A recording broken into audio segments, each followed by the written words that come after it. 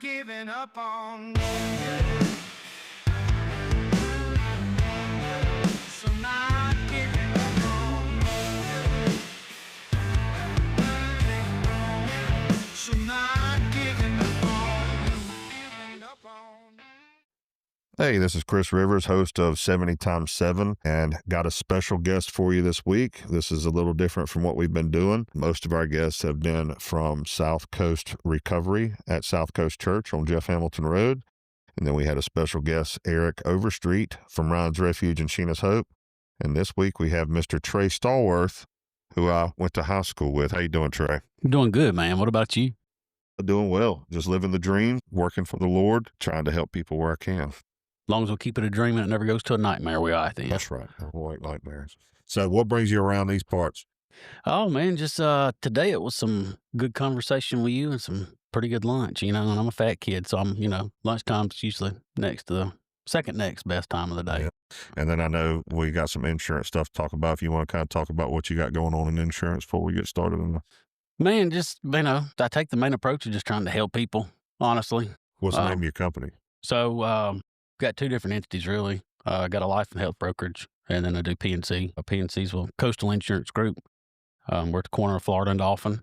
Life and health, we operate in 10 Southeast U.S. states, so I don't do major medical. That's a headache in itself. But besides that, I hate being the insurance guy, but I tell people I'm not in the insurance business. I'm in the business of helping people and educating them so they know what they got and they know what they're paying for.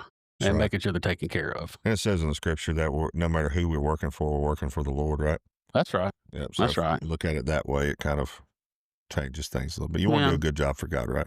That's right. I want to do a good job. And, insurance business is, it's got a bad name. Most people think the insurance guy, he sits next to the devil. But, and, I've thought that before too, whenever I've had something on mind. But no, I like to be outside the norm with people and show them that they're still good people in the business and can take care of them. Keep the heart in it. Right. That's right.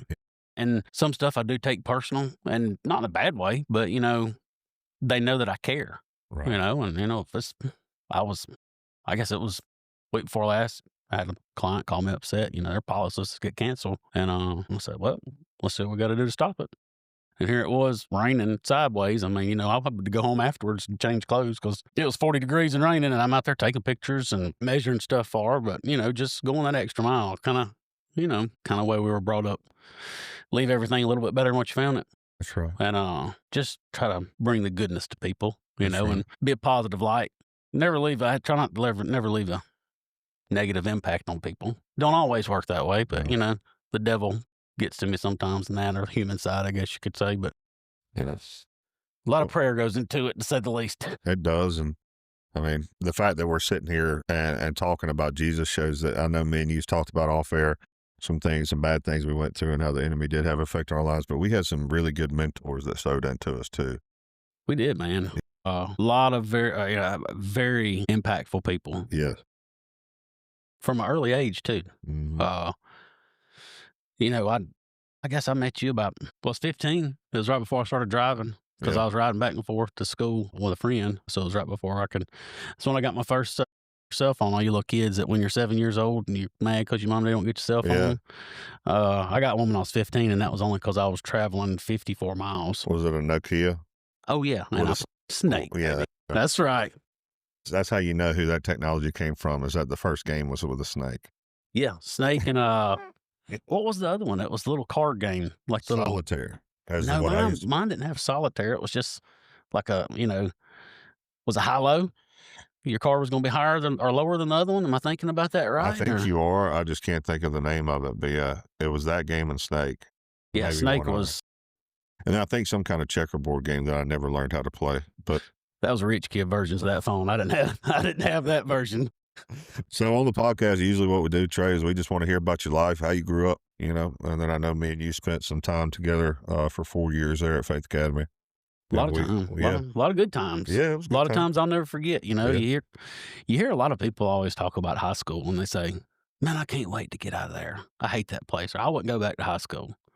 Man, I'd go back to high school yesterday. Yeah. And number one, I didn't have no bills. No. Number two, I got home every night and Mama had a meal cooked for me. Yeah. But Dude, I've got a lot of great relationships that stem from Faith Academy. Yeah.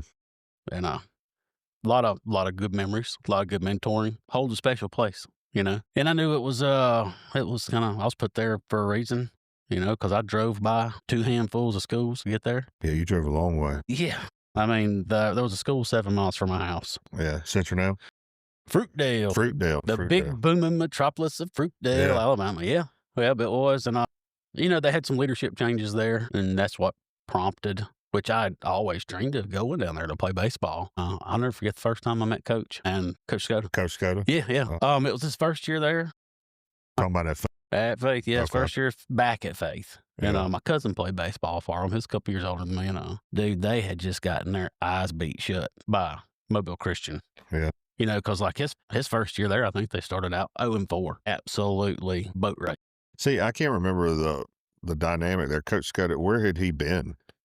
Well, you know, he was at Faith to start with and left. And if I'm not mistaken, he was the inaugural baseball coach or the first baseball coach of the inaugural team at Daphne when they opened Daphne High School up. Okay. And very successful over That's there. where Josh was from, right? Josh Thomas? Josh was from Pace. He was from Pace. Okay. Yeah. You had a few Daphne guys that drove from Daphne back and forth across the bay, but you know, that wasn't, you know, the traffic wasn't like it is now. You could be from Daphne to out there to the school in an hour, and now, Right. you know, from where I live, it takes me an hour to get to the interstate sometimes through all that traffic. Right. But and I think he went into a year of retirement, like around 99, somewhere in there, and took a season off, like the 98, 99 season, something like that, and came back. And, Okay.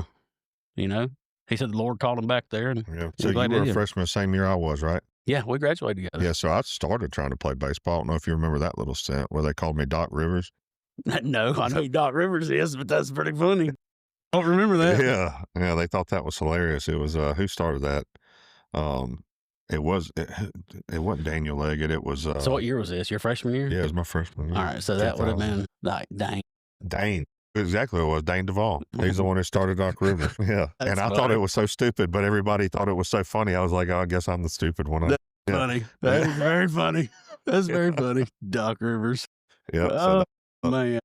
but I remember I played a little bit of ball at North Mobile, and then went to Faith Academy, and I remember hearing about how military it was, and I remember I made a diving catch, and I was so proud of myself, like I was allowed to be at North Mobile Christian, and a guy tagged around second and was rounding third by the time I got up, and Coach Scotta's face Oh, yeah. was violent purple. Like he could care less about the diving catch. I didn't get up and throw it in, you know what I mean, in time. And man, it was just from there on, I was like, this is different. Oh, yeah. Because, I mean, Coach always preached you have to have a short memory. Yeah. The positives and the negatives. Couldn't show your emotions. Like I remember striking out and banging my bat against the home plate, and then the whole team like just was about to whoop my ASS, and I was like, what? They was ready to come out. What are you doing? Yeah. I was like, okay. Macho man, come off Yeah. the top rail of the dugout. Yeah, it was, you know, Coach he believed in, you know, a lot of you don't show emotion because when you show emotion, sometimes you show weakness. Yeah. And There's that a lot of truth to that. allows your, you know, whoever you're competing against. And even, you know, in the spiritual world, that is an avenue for the enemy to come in Yep. and wreak havoc. You know, even if it's something that you've been working so hard to get over or accomplish, or whatever storm you just came through out of it, you know? Yeah. But still, guess what? The boat that you were in that just came through that storm, it still got a plug in it. Yep. There's a still thing, you know, a thing called buoyancy. Right. And it can fill up with water quick. All it takes is one little crack if you find a weak spot. That's right. If that makes any sense, or some No, of it my Washington does. County reasoning. And knowing what a godly man that Coach Scota was, that was probably the Lord. You know, we've talked about we're vessels, right? That's Like, all we are. We're either vessels for the Holy Spirit or we're being vessels for the enemy.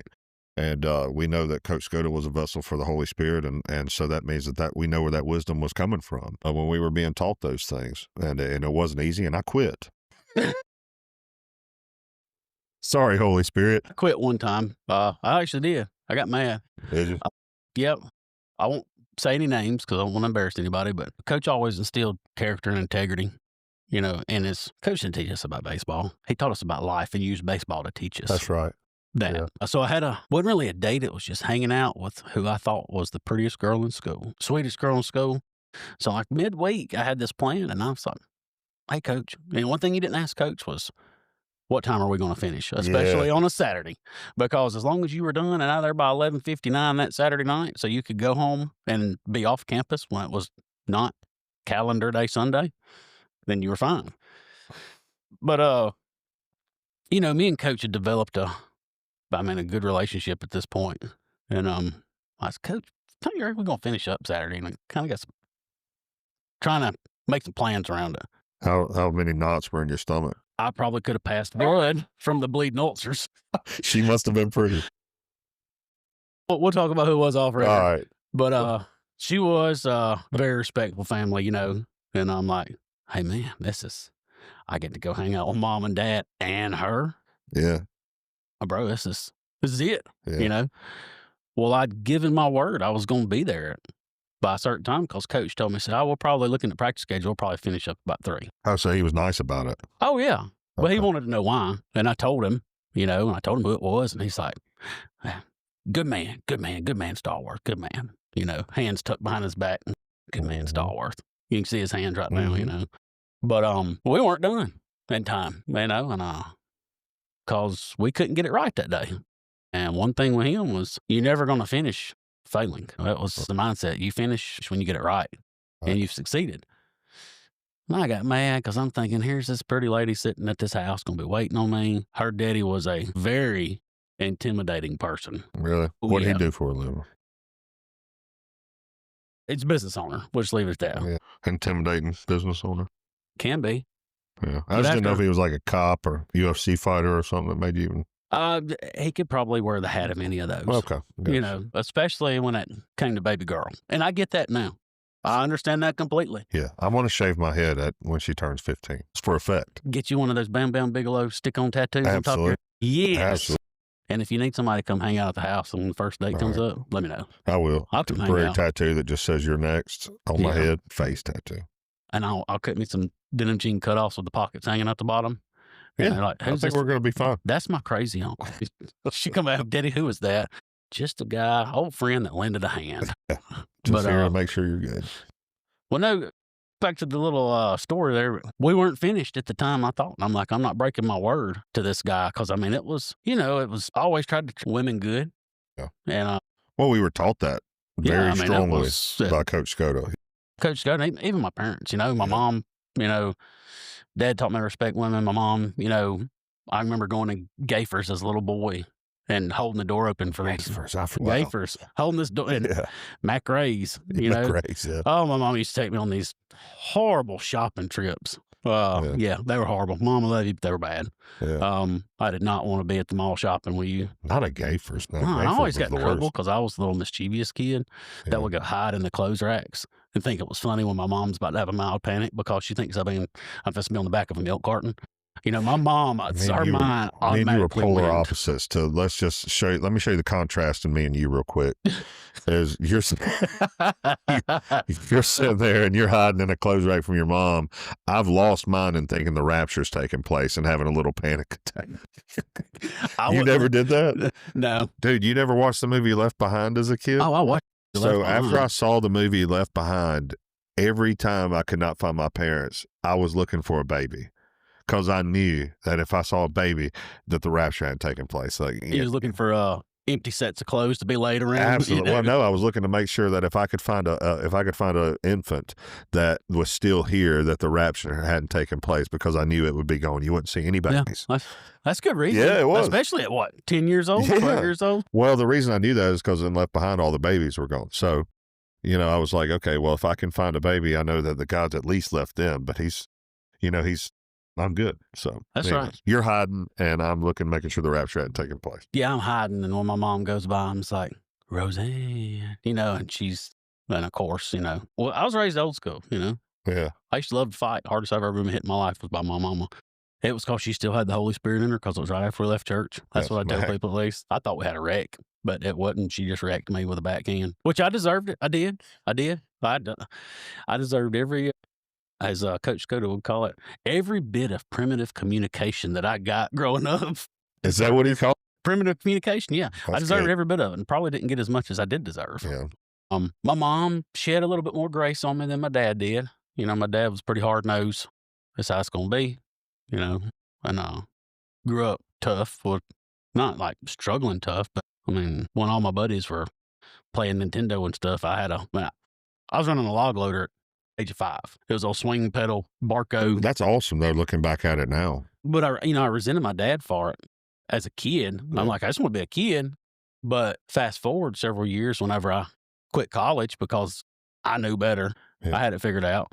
Yeah. I could go to work making very good living because of the things that my dad had instilled in me.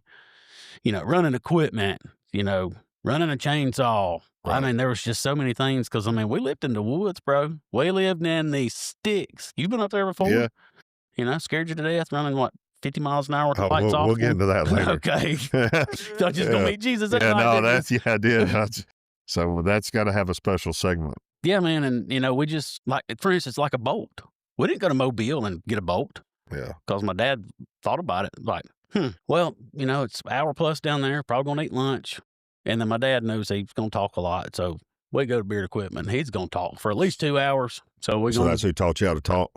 I don't know if he really taught me. I think it's just, genetically woven into my DNA. I think mine comes from my mom. I'd probably have to agree with that one. Yeah, I agree with that. But so, I mean, Dad had a lathe in the back of the garage, and he'd go kick around and find an old piece of metal and, make a bolt. And I'm like, dang it, man. Wow. I was hoping I was going to get half a day off. But no, now I get to burn an extra tank of fuel through this steel chainsaw. Right. Great. Sweet summertime, That was my sarcastic thoughts on it. Yeah. But, I mean, when I went to work after college, dude, I didn't have a degree and I was making double the money what my buddies that did get degrees had, because I had to trade, Did you, I didn't have anything I really wanted to go into as far as like when everybody was picking, I was just like, of course I'd love to be a doctor. I can just tell you that's not in my, future. I don't need to be in control of anyone's health. Could you imagine walking in? Because I originally wanted to go into medicine. Did you really? Yeah. Okay. With a focus on orthopedics and, and sports. Okay. Could you imagine walking in and me saying, "Sup, bro? What's hurting on you today?" Huh? No, absolutely not. They say, "Where am I at?" There was a time to where I'd be scared, but I mean, like, man, there's no limit on what God can do with anyone now. And now that I've seen that, if you were certified, I'm sure I'd let you check my breathing. I wouldn't let you do surgery. Yeah. How many times you breathing in a minute? Yeah. Okay. That's within normal parameters. Yeah. Mr. Rivers, you got a clean bill of health, brother. Yeah. Well, Thursday I'll be taking a flying lesson on, I've got 20 hours in. I'm about to be flying an airplane. Philip just got done. He's about to be flying helicopters. Okay. I am a bit speechless on that because I can see you two goons up there trying to race. And so, it's going to be fun. But anyways, I didn't want to derail your story, but what I was telling you is like, we didn't realize what we were capable of at that age. You know what I mean? Like, I wasn't really excited about any of the subjects that they were laying in front of us and didn't really want to be any of those things. I picked physical therapy because it just sounded good and I knew it was close to sports, but I still had dreams to be a professional athlete, but I didn't have the work ethic. Yeah. When I got to college, I figured out sports were no longer sports for fun or going for the win. It was a business. It was. Even before any of this NIL, agents, team managers that you see, like our team manager toted water bottles in the stat book. Yeah. Now the team manager in college is, dictating and, allocating millions of dollars for, all right, this is going in recruiting, this NIL deal. Yeah. It's just. It's like 50 people on a staff now. It's nuts. It is. I think over 100 on some staffs, but it is nuts. But yeah, I just realized I didn't love it as much as I thought I did. I learned that about a lot of things is that I loved what came from it more than I loved it. Yeah. And I tell you this,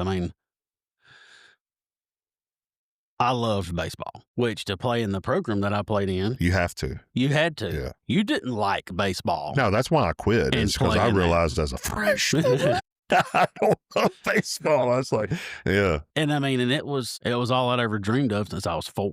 Yeah. And then the first time I met Coach Skoda, I'm like, man, I'm supposed to get to meet Coach Skoda. And the first time I met him, I'm like, what car rolled up that man's rear end and died? Yeah. That was intense. Do I? You just thinking that was intense. Yeah. Yeah. And after looking back on it, I get it. Yeah. Nobody wants to go be embarrassed 22-4. It was one of the Ott brothers from Mobile Christian hit a ball that that was in the Bay Bear tournament. I don't know if that ball's landed yet. It's still possibly in orbit. One of the furthest balls I've ever seen hit. The only ball I ever saw hit further at that stadium. So I don't know if you remember when the Padres owned the Bay Bears. I do remember that, yeah. Well, when the Bay Bears first came to Mobile. Gary Matthews Jr. was one of my favorite. Yes. Loved it. Well, the Padres would go around to all their farm league teams and do exhibition games. It was part of their spring training, finalizing spring training, kind of one of those deals. I watched King Caminiti, which, he was a steroid guy and every other, illegal substance under the sun. The ones that got caught. Yeah. You know about. He hit a ball there that was, it was unimaginable. Yeah. I mean, it was still going up when it went over the top of Bay Bear Mountain. Yeah. And, like back there, how the road goes around behind the truck. Yeah. He hit it in the woods back there. Yeah. I mean, it was a 500-foot plus bomb. Yeah. Easy. And I'm like, I thought that was cool. But, I mean, you had King Caminiti, Tony Gwynn was on that team. I mean, just that was a cool experience for a kid that, dreamed of baseball like I did. But, Tony Gwynn was on that team. Oh, yeah. Oh, yeah. That's right. He was. Yeah. I went to the Bay Bear experiences and stuff and got to throw around with Gary Matthews Jr. and a few of those guys. And I remember it was so cool. But baseball lost me. There was something about the back net that, like, when I was either out in the outfield, my eyes just couldn't keep up with the ball. I still deal with it today to where I just don't have that skill to track a ball. And if you don't have that skill, you're in a lot of trouble because I never experienced someone hitting the ball hard enough to start slicing. Yeah. So if you're having a hard time tracking that slice with that back net, like, I would lose the ball. And same thing when someone was throwing heat, it was like I would lose track of the ball. Still, if I golf, after I drive, I'll lose the ball. Well, that's just because we're getting old, because I have the same problem. We're playing golf. I had to have someone watch me, be like, you got to tell me where that lands or I'm not going to. Oh, what's funny, dude, is so me and a friend from high school, we'll be playing golf sometimes, and I'll hit it, and I'm like, did you see where it went? I mean, it can't be. I'm still in my backstroke or, finishing my swing, whatever you call it. I'm not, sorry, golfers, I'm not up on my terminology. And, no, I suck at it too. Most of the time, he's like, look at your feet. Yeah, I have fun, just, I like the John Daly mentality. Just rip it. That's right. And now, when I used to be able to, I used to be able to grip and rip now. The only thing that rips is usually like a muscle in my lower back or something when I try that. But, I'm like, I hit it and it's, hey, did you see where that went? Yeah, it's right there. Oh, good, because I never saw it come off my club. So just keep watching it and tell me where to go. My buddies are usually like, look at the tee. It's still on there. Oh, still on there. Got you. That's a good joke. I just missed it. Sorry about that one. Yeah, I got it in. Yeah. So I'll edit it to where you get it the first time. Put me a little laugh in there. Yeah, I'll tell you a little laugh. Yeah, all the special effects and everything. Yep. So obviously childhood wasn't bad. You had some good, strong male figures in your life. And I know when we get to high school, I mean, some of the main ones I remember is Coach Skoda. The baseball wasn't for me, but, just still one of the men that kind of bring a tear to your eye that I was introduced to was Coach Russell. Man. And he was the one that was kind of like my Coach Skoda. And my mom, I was very sheltered. My mom was having a hard time realizing that I was about to go play a brutal sport. Coach Russell went and talked her into letting me play and said he would take care of me and everything. Modern day gladiator. If you knew Coach Russell, you knew love. Yeah. Hard working. That dude was going to collapse before he let you out him. Yep. Yes. I mean, he was wired different, bro. Yeah, he was. But it was almost like he was a gentle giant. Yeah. And all right, so when he passed, I had already, I was hour and a half north of Birmingham where I lived. Yeah. I drove down that day, went to his funeral and drove back. I'm going to miss it. It's just, we're old Southern rednecks, to most people, but along with that being a Southern redneck, there's a certain respect that comes with it. Yeah. And that's showing that respect to a man like that. Yeah. That's just. He was special. Yeah. It's special's an understatement. Him and several other people that we had in our lives at that. Because, you're a sponge at that time. Yeah. You really are. And there's a lot of bad decisions and a lot of good decisions that are made at that time, and having that, the not only the strong influence from somebody with integrity and character, but having that godly influence. That's right, man. That was so crucial, and I'm grateful that the Holy Spirit did get you to come here today, is because a lot of times you can look back on your life and just see what the devil did. You know what I mean? Because he's reared his ugly head in all of our past. Oh, yeah. But at the same time, just stopping and also appreciating what God did, because it always supersedes what the devil did. Always. Hey, bro, if it wasn't for God, I would not be sitting here. Yeah, that's me too. I'd be dead. That's me too. Because I made a lot of, not ignorant. Yeah. You ever heard? Ignorant. Yeah. Ignorant. Put a little stank on it. Decisions. And, a lot of my screw ups in life, there's only one thing I can do, and that's look in the mirror and look at old Trey. And, it's, once I was able to, I guess own my decisions, man, I hate I did that. But guess what? It's history then. Yeah. Can't do nothing to change it. Right. But what can I do about it going forward? That's right. To, try to not do it again. That's right. And if it's a bad decision, it's going to affect you for a while. Yeah, well, it's going to affect you, and sin always has consequences, and the biggest 100%. one being guilt. I mean, like you're going to carry that weight until you give it to Jesus. I mean, he forgives you. Yeah. I realized that Jesus loves me more than I love myself through this journey. You know what I mean? Like, I was ready to send myself to hell. I was like, I get it. I deserve it. And that's hard to believe because, I like me some me. I do. Yeah. It's, it's... But I've always been hard on myself. I don't know if you've been hard on yourself, but I don't know if it was from the coaches or from the parents, but I've always, even though I've been an idiot, I've held myself to almost an unreachable standard. You know what I mean? If I mess up speaking or let myself lose my temper, I'll think about it for that entire day. How did you let yourself lose control? I won't listen to this podcast because I'll listen to it and I will be like, what kind of goon is that on there talking? You fumbled your words. I am the worst butt chewings I've ever got in my life. From yourself. Have been in my mirror.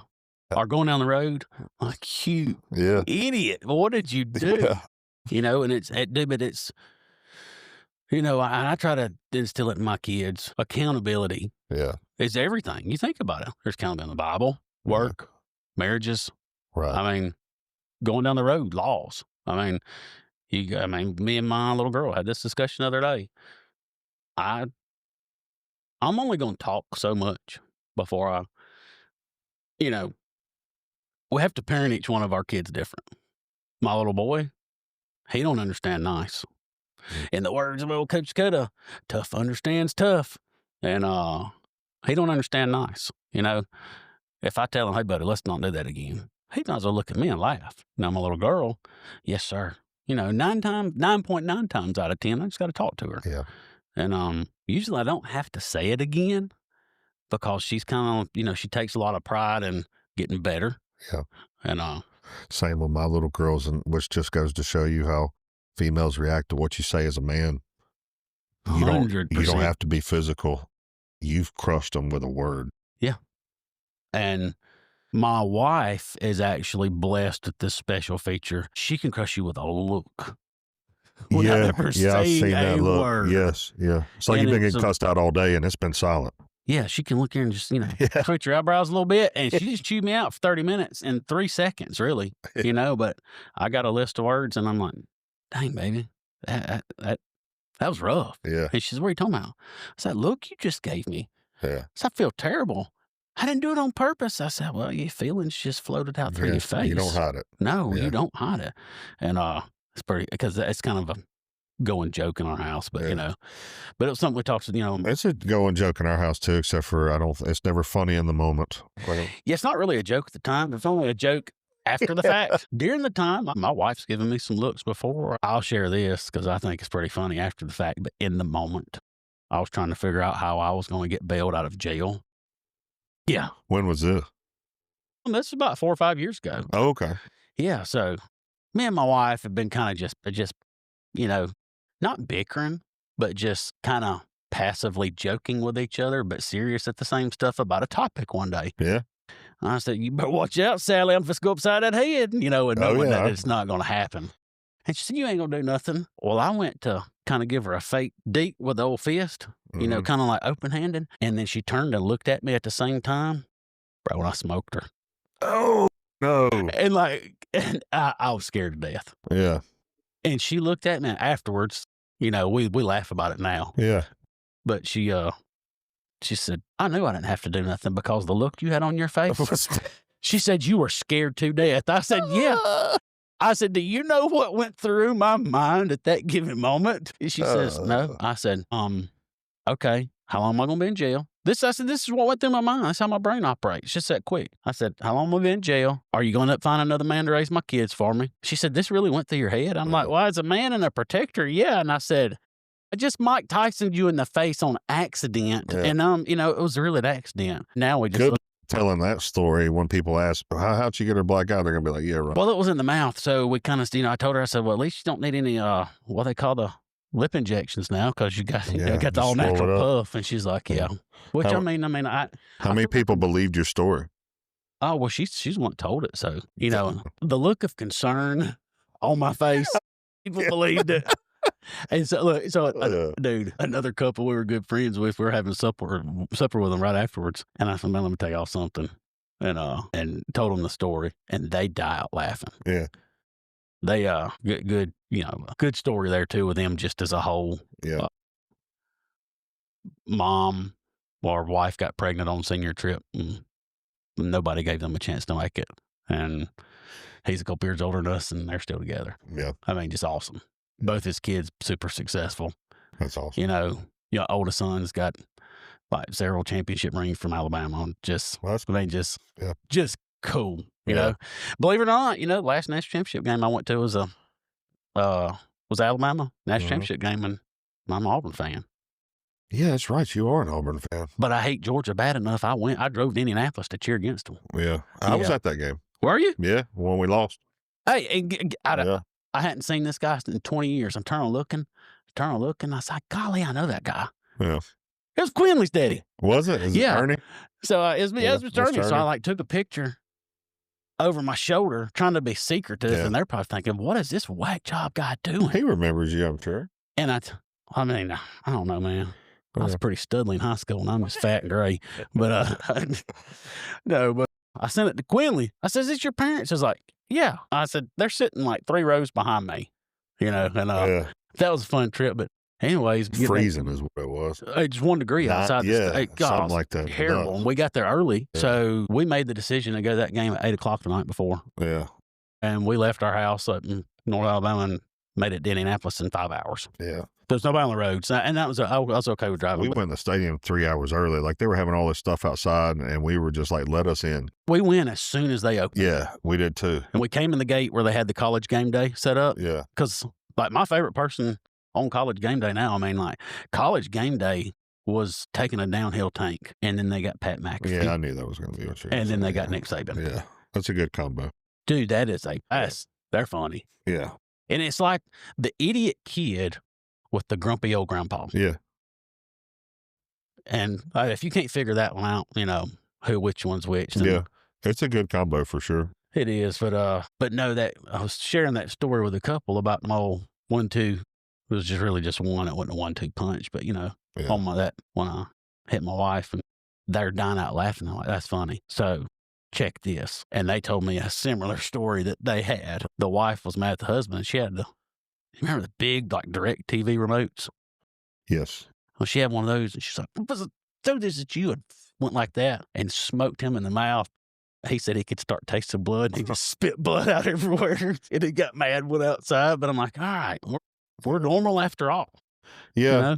I mean, the only one I have that can relate to that is I remember we were unloading some 4x4s out of the back of the truck when we were doing our first home renovation.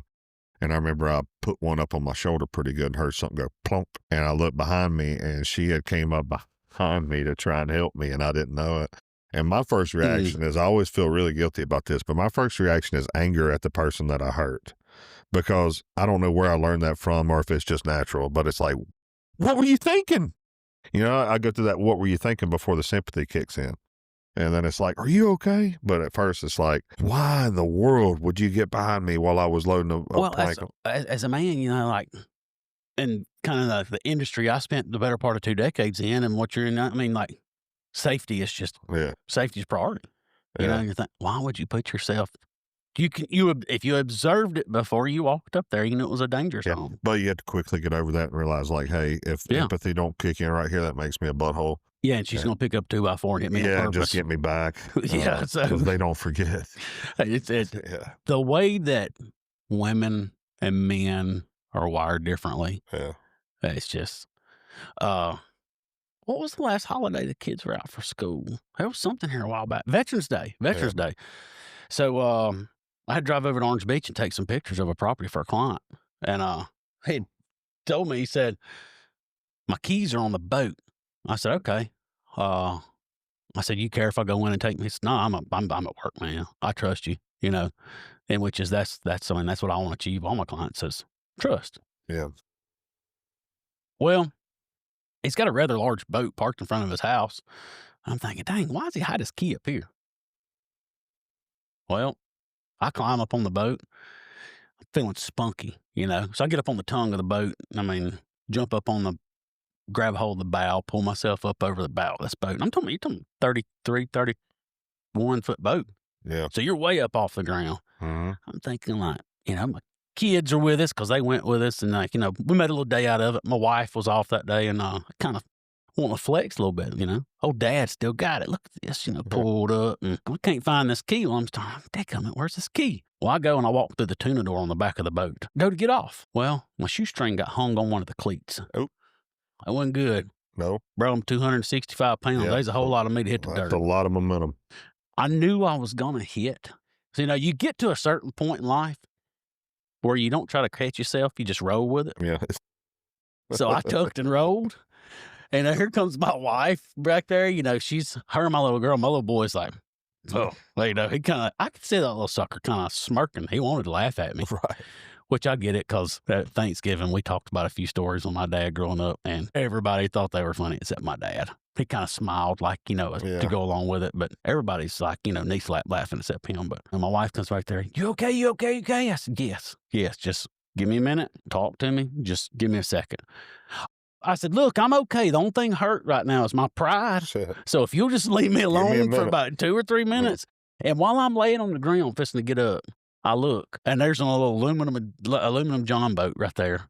And I'm like, this idiot didn't tell me he had 2 boats. This makes sense. And I walk over there. I didn't have to climb off the concrete slab or nothing. I just walked over there, got the key, and took care of stuff. But I called him afterwards. I said, hey, man, you better to exercise that umbrella policy you got. He said, what are you talking about? He said, you fall? I said, yeah. He said, you know the only thing I hate? I said, what's that? He said, that my camera's down there ain't working, so I could have got it on tape. I said, I am glad. You would have turned me into a meme if you would have had that on tape, brother. I think that's just humans in general. I almost fell on our mission trip to Guatemala. I mean, I stepped wrong, and I probably ran about 20 yards before I finally caught enough momentum to get myself back on my feet. And when I finally caught it and realized, now my wife did, like, I could see the concern in her face, and I was like, it's good to see that you do care. But everybody else was like, dude, if you wouldn't have caught it, like, it was going to be really bad, because we were going to talk about it. And one of your best friends would have been the hardest one laughing. Yeah. I could see him with just like, that look like, is this happening? Yeah, you know, that like, kind of that look is like, is it going to happen? Yeah. And then he falls out laughing. I can see that right now. Yeah, it's exactly what happened in the middle of doing the Lord's work. I love that dude. He's a good dude, man. So, but anyways, man, so back to high school. Let's get into Faith Academy a little bit. Talk about what it was like, you know, in case anybody's listening. Have you been out there lately? Well, I went out there for the reunion when we went out there and went out on the field. But, you know, I'm about to have to decide where my 5-6-year-old's going. You know, we're leaning Mobile Christian right now, but figured we'd just talk about what it was like for us while we were there. Yeah, and I tell you this, when we had put our house for sale, and we're going to come back across the bay back to this side, we want to be on the water, you know, and it's just more, you can get on the water cheaper over here than you can. Yeah. And so we were going to do that, and we had decided on Mobile Christian, you know, just there was a lot of prayers that went into it and then had gone into it, coming up to it, but we just couldn't sell our house. So, you know, my wife was just kind of upset about it. She said, well, she was upset. She said, why are you upset? you know, or I asked her, so why are you upset? She's like, well, I know that's what you want to do is be on the water. I said, look, good Lord's always taking care of me, and stuff happens in his time, because anything that I've ever forced in my time did not prosper, and the outcome from it was not good. So that's why I just kind of like, all right, whatever. Yeah. You know, it wasn't in his time. I prayed about it. I did my part and put the rest in his hands. You got to live like that if you're going for big things. Absolutely. You have to live like that. Absolutely. Yeah. You know, and it's, sometimes it's, you know, you want to, all right, God, give me a sign here. Yeah. Help a brother out. Let me know what's going on. Or man, you let know? people project their worry on you. You know, like it got to me whenever people be like, you're not worried about this, that, and that. And I'm like, well, no. And then they make you feel like you should be. And then so you almost start wearing it like, okay, well, I feel a little irresponsible. Maybe I'm not that fine line between not caring and not worrying. And as long as you're caring and not worrying, like I care about everything that happens. But, yeah. Well, I mean, my thing with it is with people that will actually have a conversation with you. Yeah. Because, you know, I'm a converser, to say the least. When people are worried about something and they, well, you're not worried about that? Well, let me ask you this. Why should I be worried about that? And if they can't give me a good, valid point, I'm like, hey, you're causing stress and anxiety in your life that is unnecessary. And the Bible commands you not to worry. Like it literally says, don't worry. Do you see doves worrying about what they're going to do for the day? Do you not think God loves you more than the birds? Do you not think that God loves you more than the flowers? You know, today has its own problems. Don't worry about, you know, all this other stuff. And yeah, control the controllables. Yeah. Well, worrying's never fixed anything for me. I mean, nothing. And I've done a lot of it. Now, and I tell you something here. A lot of people, there's a fine line, and like it's never really hit me like this before. But like we were talking about before, I mean, there's a fine line between worrying and focusing. You know, because you can become so focused on something that it completely, you know, consumes you, and then it becomes worrisome because you are then go from being obsessed to possessed with it. You know, because it's taken over you completely. And look, I've been there before as a, you know, in my previous career that I was in for almost 2 decades. I mean, there was a lot that rode on me. I mean, I was essentially in control of all the electrical generation for the Southeast United States. Yeah. I mean, there was was a lot some of responsibility. Yeah. Oh yeah. There was a lot of, you know, you always hear, oh, if I don't get it, they'll get it. I was the they, you know, I was the they, if that makes any sense. But, and then, you know, moving on from then and to when I became a business owner, you know, I mean, there was a point in time where I was sleeping 2 hours a night. That was it. And, I would stay up till 2, you know, and I would work till midnight, really. Wind down till 2. And by winding down, I'm not talking about, I just needed to chill and get out of overdrive mode, you know, and then sleep from 2 to 4, wake up, drink coffee, back to LinkedIn. But there was a lot of things that I started prioritizing in my life other than the things I needed to. Right. You know, it was tough. When we made our move back down here, my wife came down before us. She came down, she accepted a job, like 3 months, start date 3 months. And we didn't want to pull the kids out of school mid-semester. So, you know, I was Mr. Mom, Mr. Dad, Mr. Provider, Mr. Everything, 5 hours away from, I was 5 hours away from my boo. And you know, I don't like that. I like having my bride on my side, you know, but, anyways, we'll be a 3-hour podcast if we don't stop. That's why we got back to Faith Academy. I've got one episode that is 3 hours. Oh, really? Yeah, me and Lee Ford, because I'm not really setting parameters too much. I make my own schedule, bro. There's one that's 55 minutes. There's one that's 3 hours. I just kind of let the Holy Spirit lead. I think I got someone picking up my kids. God takes care of that kind of stuff. And I'm being serious about the no worry stuff. I like what you said there, going from obsessed to possessed. Yeah. That's pretty deep to think about. That no matter what you're studying or what you're involved in, that you can go from obsessed to possessed. Yeah. And that's anything. And I truly believe that God designed the human body for a high. That's why endorphins feel so good whenever they're released in your brain. And so that's why some people, and when I say that for a high, if you don't get your high off of him, you're going to get it somewhere else. There you go. And it don't have to be drugs. It can be Facebook likes. Facebook, sexual, gambling. I'll go even deeper here. It can be preaching. Yeah. You start thinking about that. Do you enjoy the people listening to you more than you enjoy what God's doing? Do you enjoy the singing more than you enjoy the praising? Do you enjoy, I mean, it can be anything that you accidentally let that shift happen on. So you better be obsessed with Jesus, because That's that's who right. you want to be And some, possessed you know, by. I'm talking about that. Some of you Yeah. pastors, look, Yeah.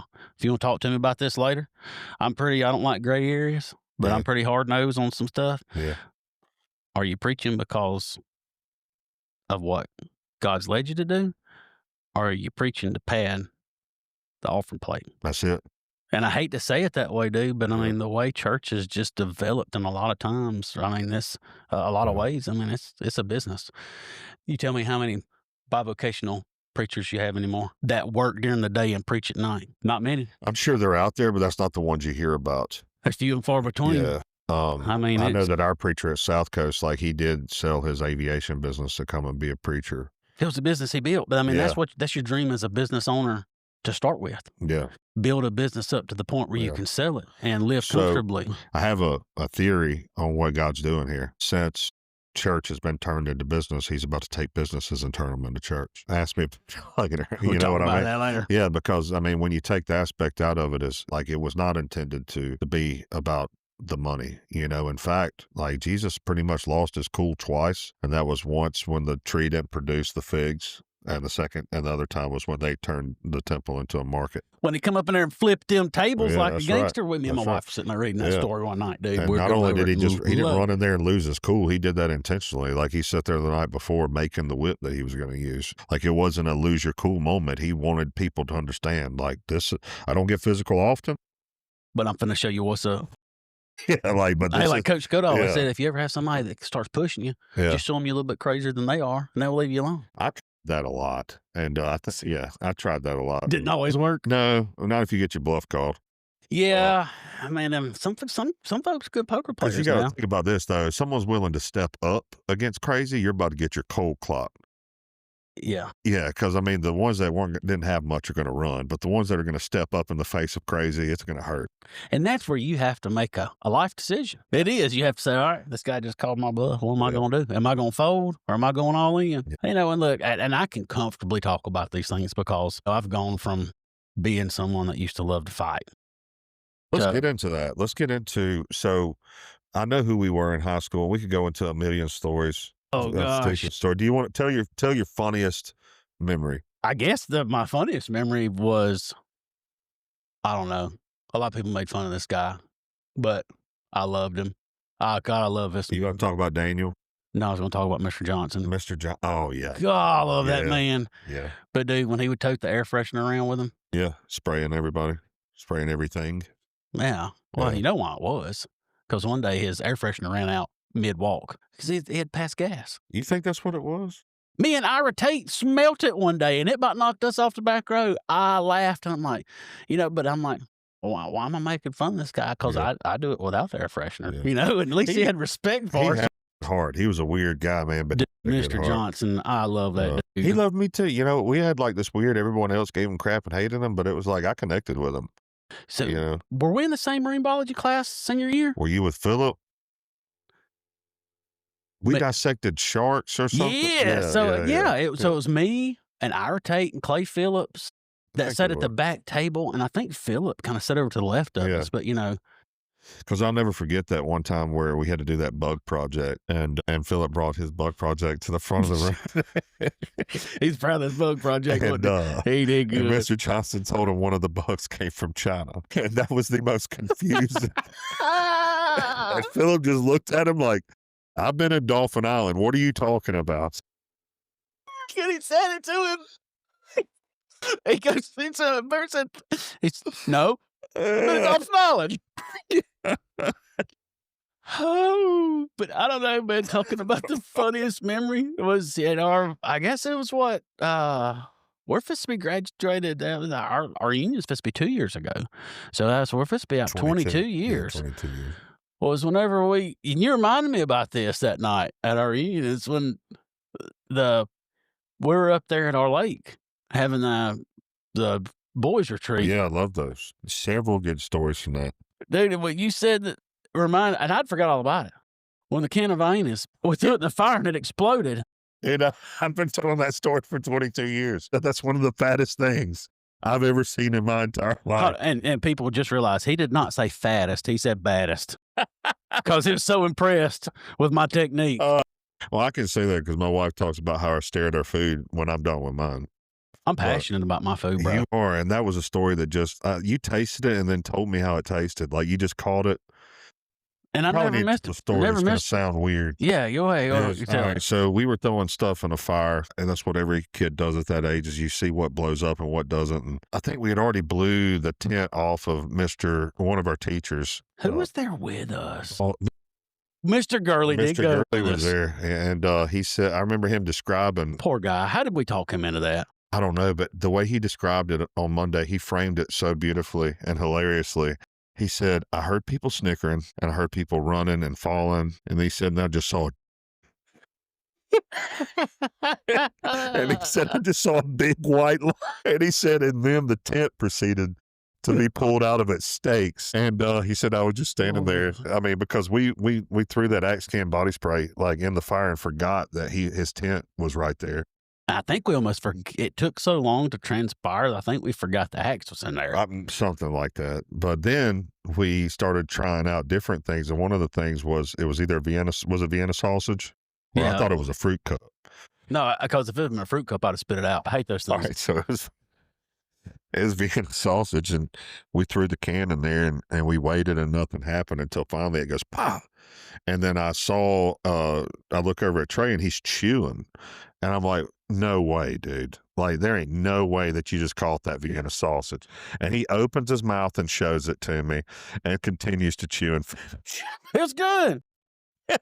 But dude, the reaction, like that had to have been like 100 fastball to your face, and you just Call it. Hey, I had to improvise, man. But I mean, there's enough preservatives in that to take care of you. we ran. You remember Jared Melton? Yes, I remember Jared Melton. Dude, so we Deep voice, real deep voice in real high deep school. voice, Strong and, voice. Yeah, that was his. I guess that was his real man, new he was unique great characteristic. on something like this. Yeah, he was. Jared, if you ever hear this, buddy, love to hear where you're at. But I remember me and Blake George got lost on your gosh. property. We couldn't find where everybody was at, and we All right, hey, let me kind of set the tone here, guys. We're in the middle of a 10,000 acre block of land, Yeah. and we have a lake in the middle of it, and that's where we're at in high school. Man, we were having these campouts, like as you know, bunch of dudes going Senior up there, trips, yeah. senior trips.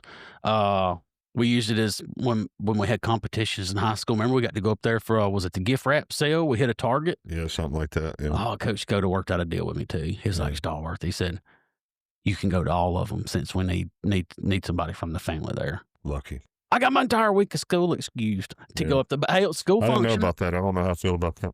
Yeah, I didn't want to strike any hard feelings from anybody, but yeah. But all right, Jared Melton. Sorry, I had to kind of put the setting, to where we're in the middle of 10,000 acres. I mean, then there's bobcats and black bears and coats and hogs. I mean, it's you in the woods, It's dog. black. Yes, yeah, Yeah.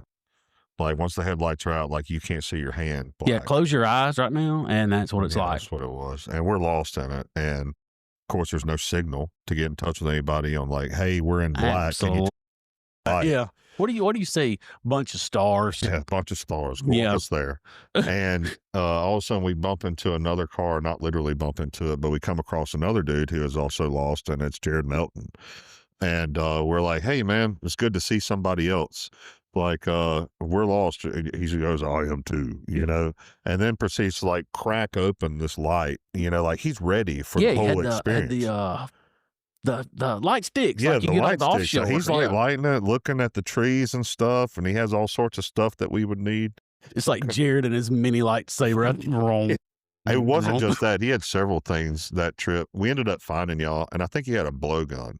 And I don't know if I was the only one that witnessed this, but it was like one of those cool moments to where you did something and no one paid attention, and you're like, well, that was just for me. And I took his blowgun and hit a wasp on one of the ceilings up, that where you in the pavilion. And I was just gonna like blow it just to like say I tried. Nailed the wasp, dude. Say, Mr. But then I looked around and no one cared. That's so pretty it was cool. kind of like, man, hey, Man, those are some fun times, weren't they? I mean, just Mr. Gurley, I am sorry for any kind of permanent damage we may have done to you. I have been graduated for 22 years, so he didn't really have much hair loss to be concerned about at the time. So The paintball wasn't on your property, was no, it? that was at Justin Black's family. Yeah, Remember? do you remember that? Did you go? Yeah, I was there till like 2:00 in So the do you morning. remember when Blake George almost killed Daniel Williams? Is that when we like blew something up? No. So we're all like trying Poor to old get Daniel. We're trying. I miss that guy. Thought it. He was my wife's boss at Jimmy John's for a while before me and my wife met. Really? Yeah. But we're trying to get everybody to bring their cars down either for music or something. And some people stay in the night at Justin Black's. Was this out by like the shed that was kind of back towards the back? So if you look out towards the street where people would park on the street, there's this big hill, and then you come down the hill. And Yeah. that's where we're at. Okay. So someone told, it was for music. We wanted music. So we said, Blake, bring your Jeep. And so he goes to get his Jeep. Well, Daniel Williams has already zipped himself up in his sleeping bag. And when I say zipped up, I mean arms too. He's like a cocoon at this point. Yes. And he's going night, and he's on the bottom of that hill. Oh, And no one's thinking about this. And Blake is going to go get his Jeep, and he's going to come this way. And so we're looking at, we turn back talking to each other, not thinking anything about the possibility of danger over here. And all of a sudden we see the headlights coming, and we see that like it's heading right for his head. And so we like start screaming. We're like, look, dude, look. And he finally looks to his left, dude. And I've never seen someone shimmy. He couldn't use his arms. So he's like trying to bounce himself down as fast as he can with just his legs in his butt. Hot now, flap. So, and I'm telling you, I think Blake ran over his hair. Like we almost watched an execution.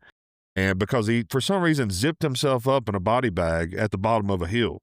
And Blake almost was the one that called him out on it. But anyways, he lived. Blake came down and we did the music. And I think there was one other stupid thing. I was with Clay Phillips, and he here we threw go. a smoke bomb into a bunch of hay and caught Justin's field on fire.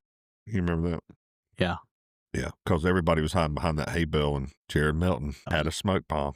I saw Justin Black here a while back. Did you? Yeah, he's big into baseball apparel now. Is he? Yeah, he's I think he's part owner in Clutch brand. Good. He deserves it. It's great brand, great quality. We're actually for our little team I've got to meet with him about getting us fixed up with like a whole package deal. But I mean that's some pretty That's super cool. sweet stuff. He was always a smart guy. Yeah. There was a lot of people smarter than me. I always played dumb, so there was less expected out of me. I'm not school smart, man. That's the reason. Like I would hear my teachers say, "I can see you're smart," and I'm like, "I don't know what you see." Yeah, you talking to somebody behind? And I'm like, I'm confused as all get out on what you're trying to teach me here. Once I figured out what grades I had to make in baseball not to run, Yeah, I did just enough to get above that threshold. that's it. Yeah, Look, she was super cool, but she would straight up pimp you out to Coach Skoda in a heartbeat. Who? Coach Edwards. If Oh, you were yeah. acting up in her class, she just got, Yeah. okay, I'm just She going to knew go talk to what Coach would get Skoda. you. Coach Skoda would run your guts out. Yep. It's because that was his thing. Any teacher come to him about something being problematic, he would talk to you. He was diplomatic about it, but there was no misdemeanors or felonies. It was straight Yeah. death penalty. Well, and it made you want to act right too.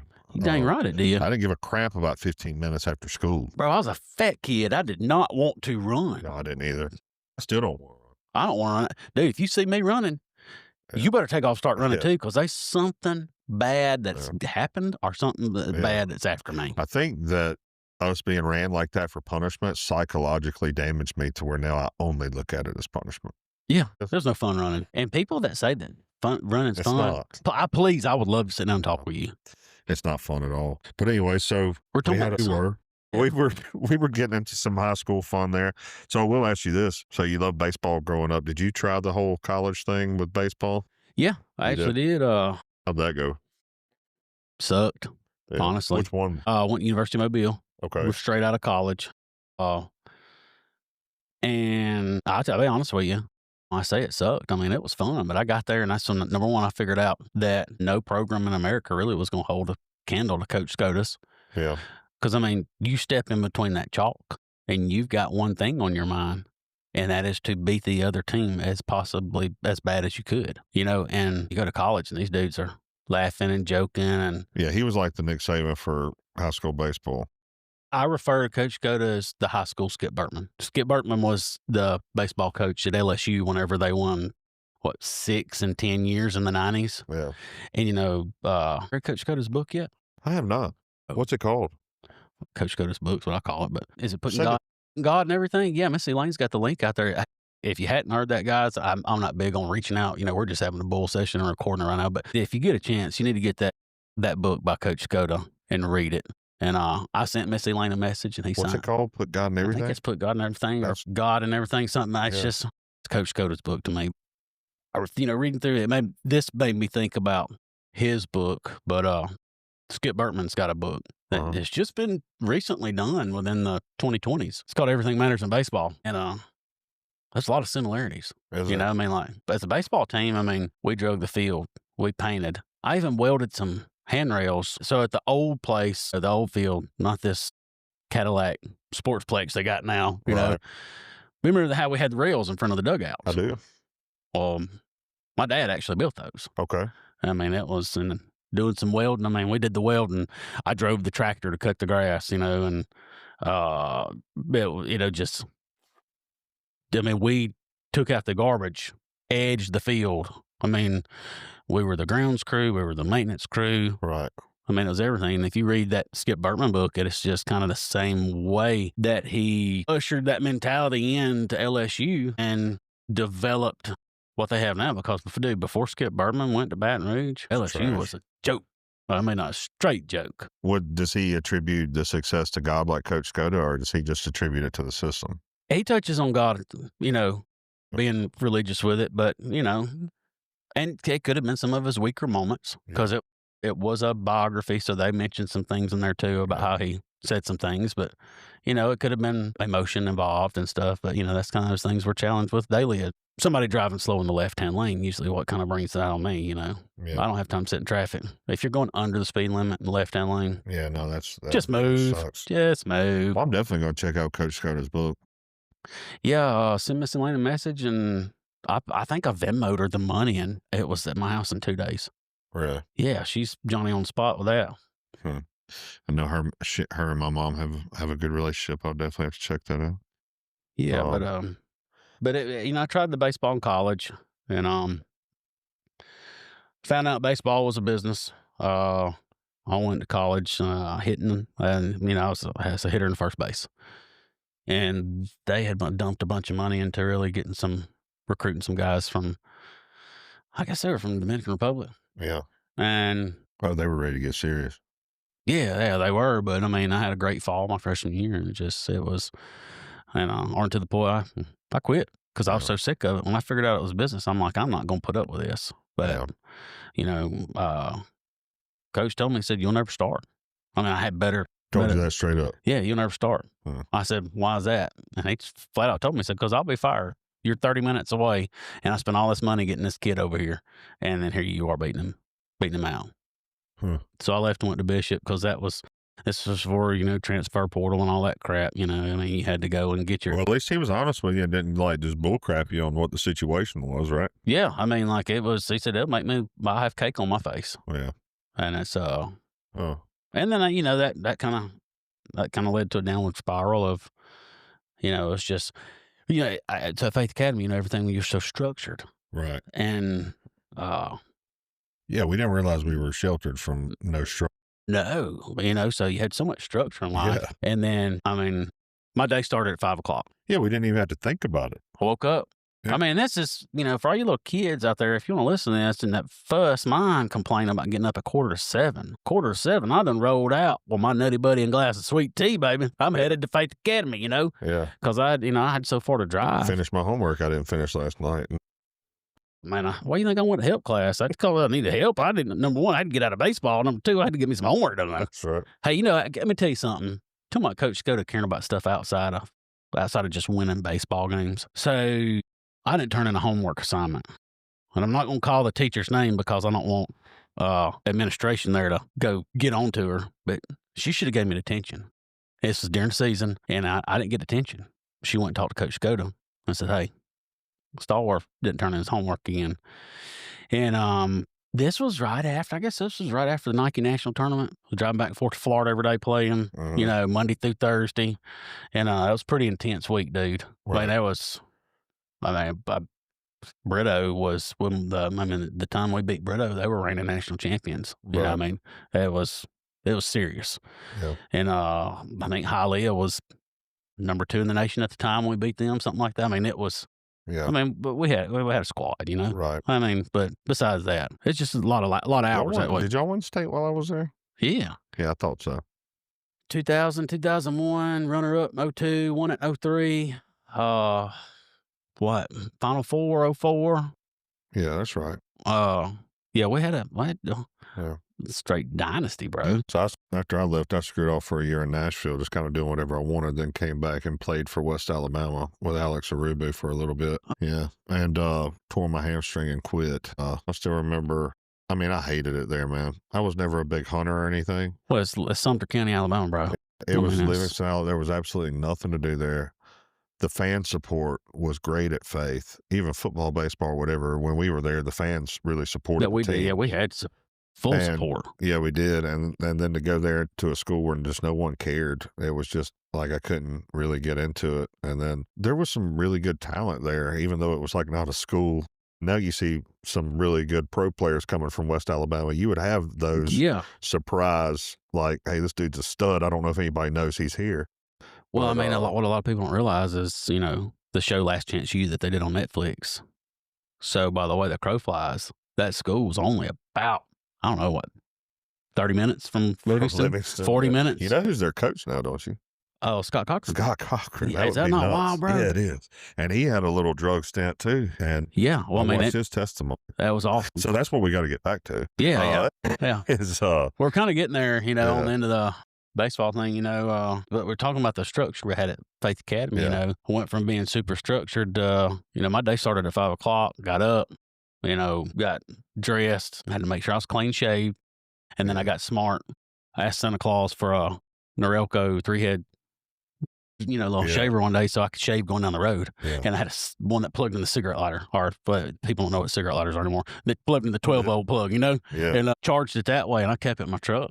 And that's how, I was trying to be as efficient as I could to maximize my sleep because, I was leaving down here at sometimes 8:30, 9 o'clock on a school night. Or if we had a game like, during that, the Nike tournament, it was midnight and we're getting back. Off of a stockbroker's schedule. Yeah, that was terrible. Yeah. And see, that was the only thing I would disagree with all of it about. I admire the Junction Boys and all that mentality. I would say the only thing that it's just my opinion, so really who cares, is that if you can't hit a ball by 6 p.m., you're not going to hit a ball at 9 p.m.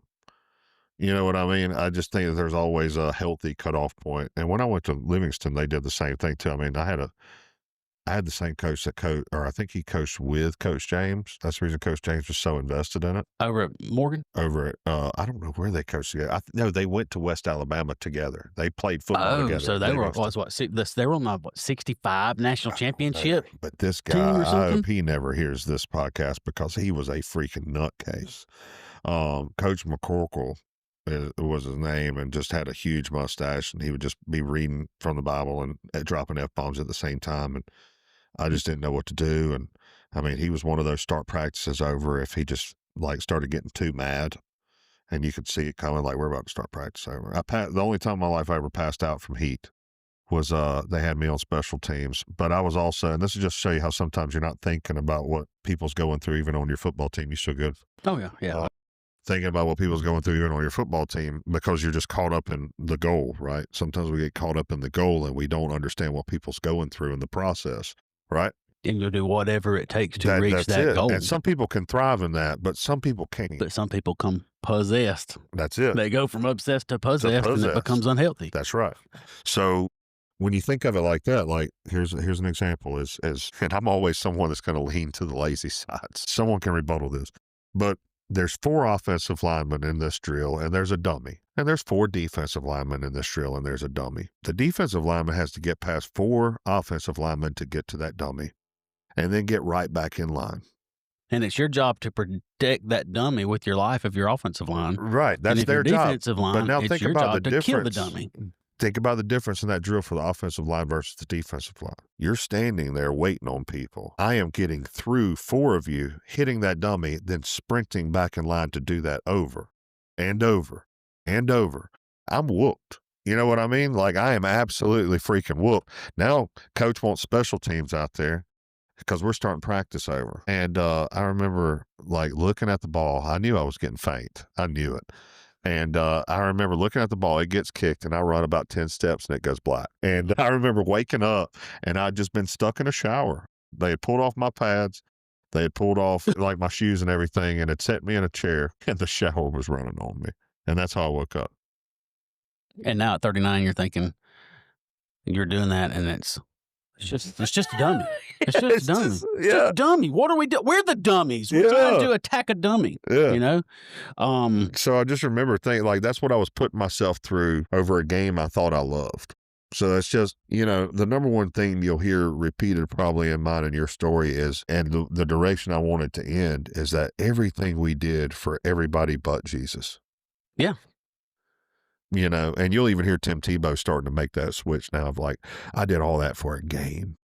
For a game, yeah. For a game. What do you think about it? If our pastors talk about it in sermons before, you know, they said you'll go to a ball game, 10 degrees below zero, take your shirt off, paint your chest, paint your head, scream, you know, everything else. But you look like you like a dead person, rigor mortis set in church. That's it. And Scared that to being blink. said, don't come to church with your shirt off with John 3:16. That's not what we're saying. We're just Yeah, we're not saying that, you know. but That is pretty funny. But- Let's not go extreme with it, guys. but that enthusiasm is, you know, I look back at that, and the reason I feel obligated to go to Guatemala now, and I know that it's not by works, it's by faith, but I owe Jesus everything. It's like what you said earlier, is I was dead. And it's not the fact that I feel like I have to do this stuff to get into heaven, but the works are an expression of love, you know, back of like, where are your hands and feet here? What do you want to do? You know, and there's one spot in the Bible where he tells you how to love him.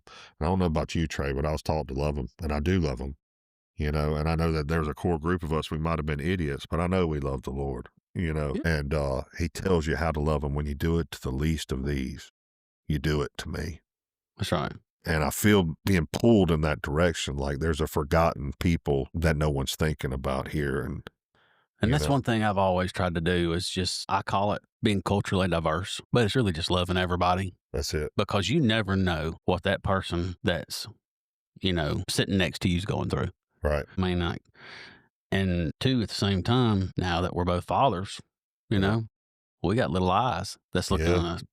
And so, me and my little boy were coming out of Harbor Freight the other day, and I didn't think twice about it because you know, it's almost kind of like if I can see my dad doing it whenever I was young. We're coming out, and that's, you know, his older gentleman, him and his wife were standing there. Well, say standing there. They was laying there up under the back of the truck, trying to put one of the, you know, like where you put the hitch in, the little basket that you put in the hitch, because they couldn't get their wheelchair in the back of the truck anymore. They got to the point where they needed a lower elevation to get it to. And I mean, I didn't think twice about it. Jumped down there, and I told him, I said, all right. I said, I'm going to help you. I said, but if you pinch my finger, I am going to be mad. And he laughed, you know, kind of thought it was funny. Yeah. And so, you know, he had to pick up on it, you know, and it was a little teamwork effort. But, man, that guy didn't need to be laying in asphalt in his Sunday clothes. We was on the way to feed the deer after one Sunday evening, you know. Right. And we got in the truck, and the little boy said, Daddy, what'd you do that for? I said, dude, those people's bodies become old and feeble. And I didn't do it from a point of, cause I'm getting old and feeble. I mean, I'm supposed to be 40, but man, my check engine light been on a while, these old knees, you know, I didn't have my left one worked on twice, and it's, but, you know, I told him, I said, but it's a respect thing. When I have the ability to help, why should I sit here and watch that guy struggle? when I can jump in and help, you know? He's like, oh, that man probably will never forget that, Willie, did he? No. I said, nope. I said, there's that positive impact. Dude, my little boy, my little girl, the difference between the kids. My little girl, I think some mornings when she gets up, she goes in the bathroom and she's got to stand in there on her counter. I think she takes her brain out and leaves it on it, you know, and just I do go. that. I'm just going to walk through the day We're just gonna brainless. coast. Yeah, I'm on cruise control Yeah. today, and somebody else is driving and mashing the gas for me. But my little boy, dude, it's like having a conversation with you sometimes. And that dude asks him tough Deep, questions yeah. like, where I'm like, first of all, I'm thinking, how the heck does an 8-year-old know to ask this question? You know, but that's one. I mean, they watch and see everything. Bible that wasn't there one that was king by the time he was 8, or was it 13? I can't think. 13, wasn't it? Yeah. 13. So age. I don't want to say who's wrong, because if Coach Scudder hears this and I say the wrong name, I don't want to have to run any time lapse. So. Oh, I don't either, and I feel bad for that, because I mean that's such a special story. But yeah, it's such a young age. But and then it also says don't judge people by their age. You know. That's right. So yeah, some kids can ask. I see the same thing in my daughter, to where when she asks questions, I take it seriously. It's not like I give her some bullcrap magical answer. It's like, ooh, I need to answer this sincerely. Yeah, you know, this is one of those key moments. Yeah. Yeah. And, dude, and you think about it, I mean, it could, but we were talking about earlier, my 7th grade teacher, this was Pre-Faith Academy, by the way, that put that disclosure in there. Yeah. How much of an impact, a negative impact from her, positive impact that I used that for fuel, just off of a few words. Right. You know, same thing you talked about, you know, where people told us we'd never, you know, I mean, that woman straight up told me I'd never be anything more than, you know, just, I never amount to anything in life. And I proved her wrong. And what did that get you?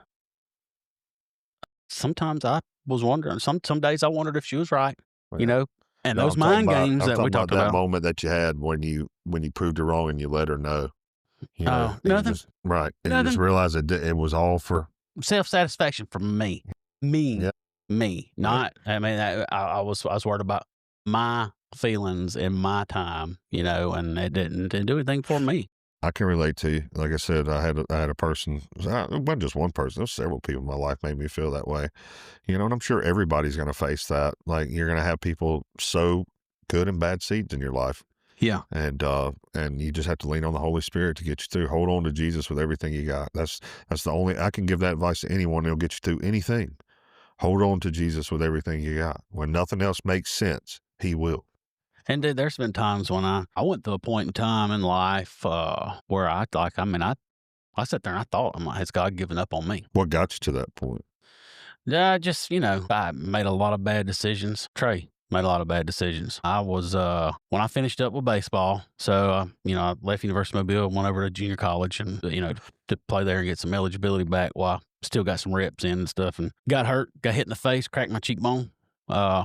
Didn't have to have surgery or anything, but it was kind of one of those things that was keep playing and risk getting messed up bad, or, you know, so I said, you know what, done with it. And now I kick myself in the head every day for it. But, you know, is what it is. Quit, went to work, and went from being so sheltered to then having some skill. I say sheltered and structured, you know, with our schedules that we had. With sports and school, and, you know, no sideburns halfway past your ear, hair can't touch your collar, clean shaven. I mean, just, you think about it, it was a lot of just rules, you know, and just walking in single file line as a senior. Is. I mean, that still kind of does blow my mind, but they still do it. I went out there, I stopped by there, and I guess it was last school year. I stopped by there and saw Coach and Missy Lane and talked to a few of the old teachers, and I kind of snickered because here they were walking single file line, and there's kids that look like they're, you know, could jump me and beat me up. And I'm, you know, we're not really little people, you know. I mean, you said these guys could whoop us, and they're walking single file line, you know. I'm thinking kind of, you know, but I had a dark time with drinking. I mean, I just didn't, you know, and I grew up in church. I knew what was right. No, I mean, I knew right from wrong. Did you stick with and I'm asking you this, when I ask you questions, it's going to be kind of trying to see how close your story related to mine. Yeah. So did you stick with a church coming out of high school, or did you just kind of say that was just, you know, something that's necessary? I can have a relationship with God without.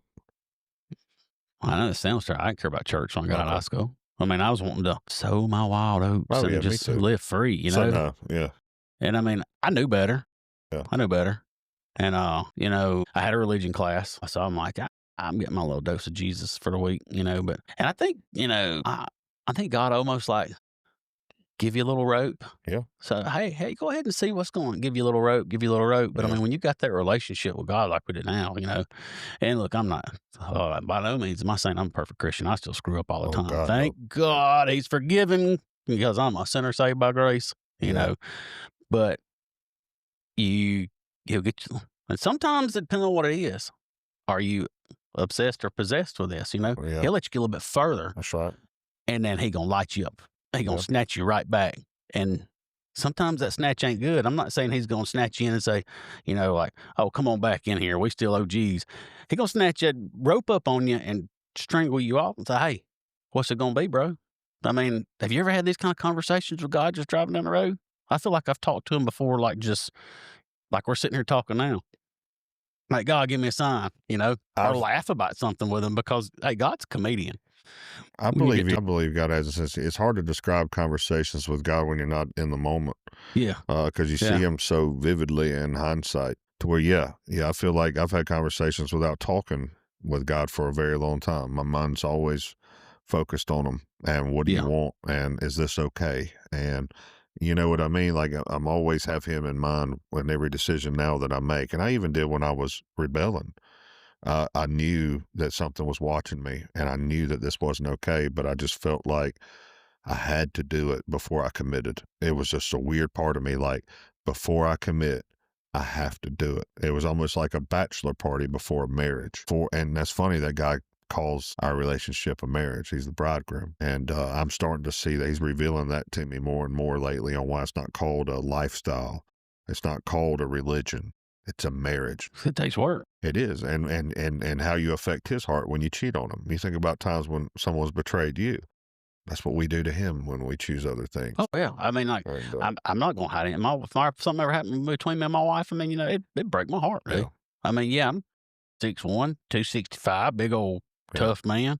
But that little 5 foot flat woman, it hurt, you know? Yeah. That's my ride or die right there. Well, that's how Jesus says, he says the relationship is between us. And you think about when he talked to Jerusalem and Israel in the Old Testament, he was always referring to, you know, marriages and prostitutes and committing adultery with all these other gods. And, you know, you're forgetting about me. In fact, I was just reading where he had one prophet, I can't remember which one it was, Zechariah maybe, but where he had him go and illustrate things in front of Israel to where he's like, I want you to marry a prostitute. I want you to let Israel see that you've married a prostitute. I want you to let her do whatever she wants, and I want you to take her back. He wanted Israel to see exactly what they were doing to him. And you think about that. And and that's what I look at it now with that knowledge being revealed. And I'm like, what I did was I went on a crazy bachelor party before I got married. That lasted entirely too long. And it lasted entirely too long. And thank God that he's a good husband. You know? Yeah. Because I was a terrible wife. Terrible. And an ugly one at that. Yeah, he thinks of it differently than we do. Thank God it's an ugly picture we paint. But yeah, so I look at it like that, and it was like that. I'm ashamed to say it, but it was, if I'm going to commit my life to this, then everything I do is going to be for this, and I'm willing to die for this. I'm going to make sure that this is what I believe, and I push the line way too far. And dude, then once you have kids, it's different. It is. I mean, because you're thinking, do you think like his child, Yeah. you know, a child was sacrificed for me. Yeah. You know, I mean, it's hard to, well, the hard girl even was, to fathom. yeah, my girl was what got me thinking. I didn't care that much about myself. I was in a place where I didn't. So it wasn't until I knew I had to teach her what was right or wrong that I really started asking the right questions. That's right. That's right. You know, and it's, you know, when you're single, you know, it's really kind of just, you think about it. If you're single, it's either one of three things: your family, your career, or God. Yeah. I mean, seriously. I mean, it's I mean, you could spider web off of that and talk about, oh, you could do a sport or this or that. But I mean, it's like your true passion.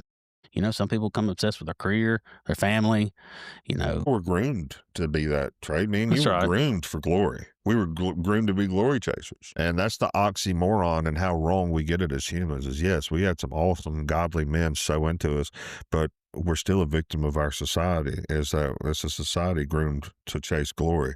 When I was playing football, it was for my glory. I would give the whole like glory to Jesus. God be the glory. But at the same time, that was my trophy. You know what I mean? At the same time, that was my tackle. At the same time, that was my.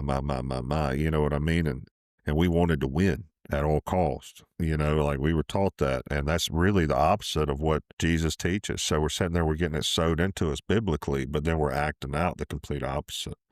You know, I mean, I get your point, but you know, you look at it from a flip side too.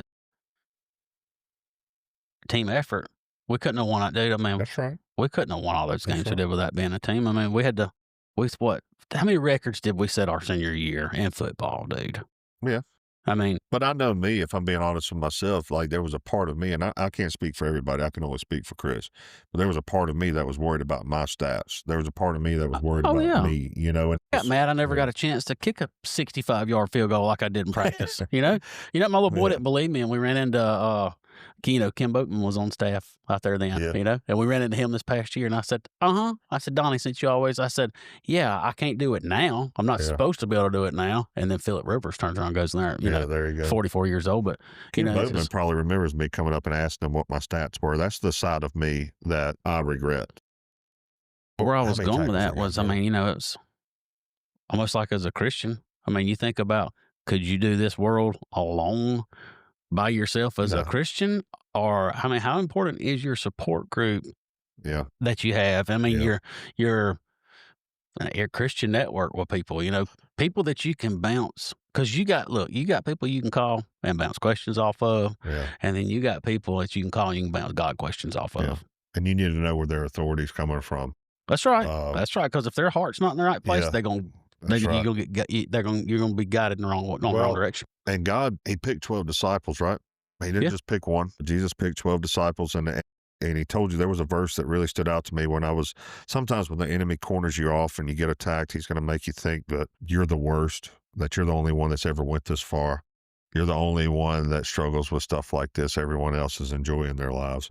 I mean, all that stuff. And I remember it stuck out to me that when Jesus was talking to Peter, you know, you think everything's going good. You got the Son of God standing next to you, and He says, Satan's asked for you by name. Wait, what? You know what I mean? He's asked God to see what you're made of. Yeah. You know what I mean? Let me check that boy's resume. Yeah. You know, let's just see how he is. Jesus' response was what stood out to me, though, is because the old me would have been waiting for Jesus to say, but I'm going to stop him. The old me would have been waiting for Jesus to say, I'm not going to let him do that to you. The old me would have been waiting for Jesus to say, but don't worry about it. I'll take care of it. I actually read the words now, and He says, I'm going to pray that your faith withstands, which means He's going to let him do it. And it's what you've been trained to go through. Mm-hmm. And then, too, you can think about it even a little bit deeper. As us, if we want to know the answer, do we want to know the truth to something that we have a question about? Or do we want to hear what we want to know? Because, I mean, that impacts who you call, too. Because talking about being a refined man, 20 years ago, if this guy would have done this to me, I'd have snatched him up by his head, and I'd have drugged him out of this coffee shop. What guy are you talking about? And I'd have beat his eyes shut. This was just a couple of weeks ago. Oh, okay. I said a couple of weeks, because last month. And in all Southern country boy honesty, he needed a trip behind the woodshed. This old fella ain't from the South.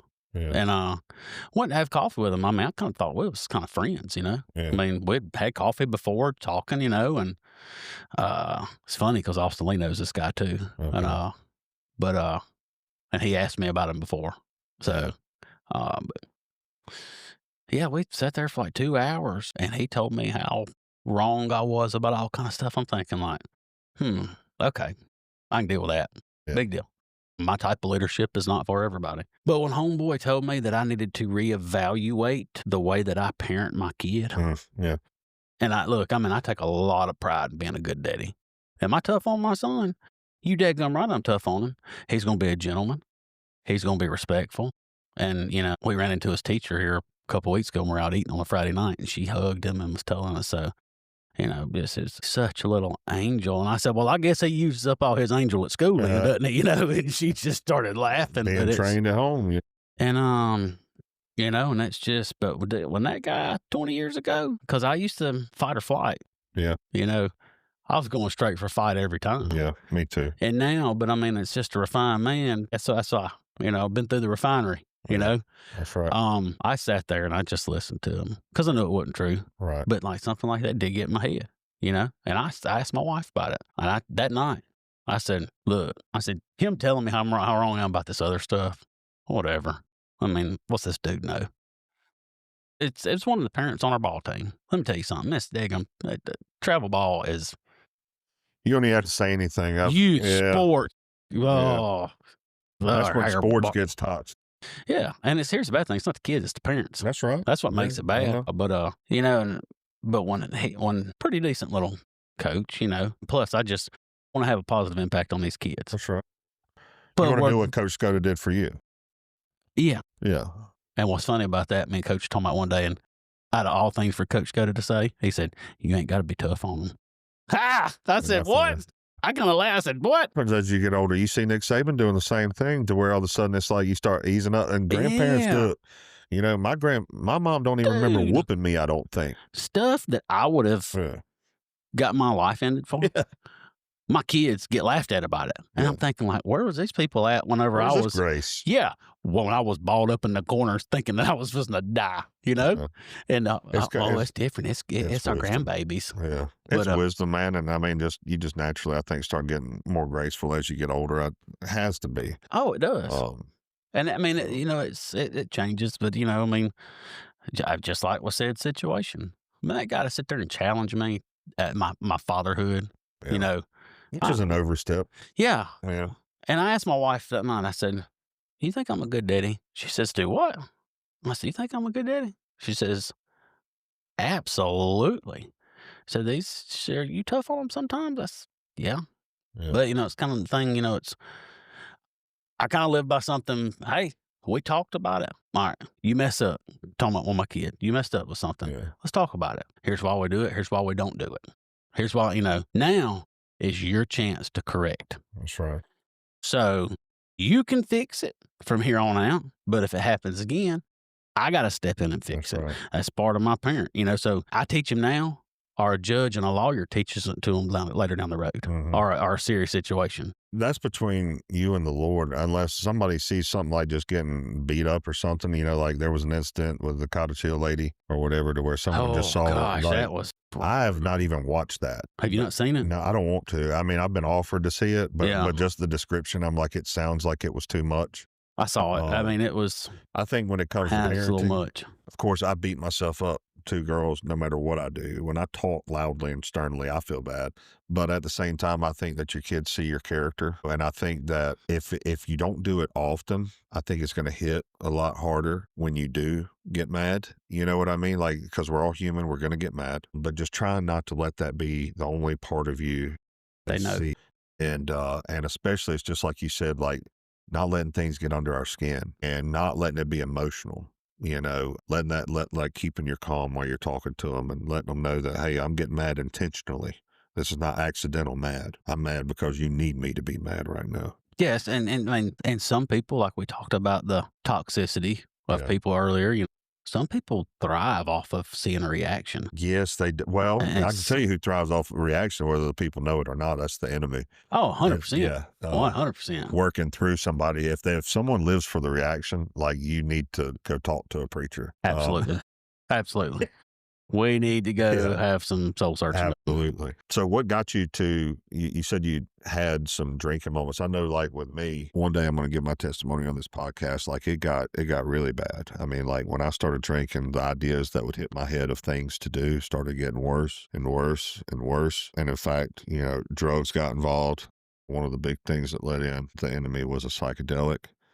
It was one of the worst experiences I've ever had. No one told me that there was a spiritual aspect to it. I was just, everybody was talking about how you could see music and all this stuff, and it sounded so much fun. I never thought about, like, it was a spiritual door that you're opening. Of course, I do research after the fact, and I see that, like, major spiritual aspects to it. But what was that moment that you hit that? Because I literally remember looking up to the sky and saying, if you're real, now's the time. Like, I remember looking up and hitting that point of, like, if you're real, like, it's time for me to find out. Like, it's time for me to make that change. And I mean, it was with my heart broken. mine was a vicious cycle because all I ever wanted in life really was a family, kids, just quote unquote the American dream.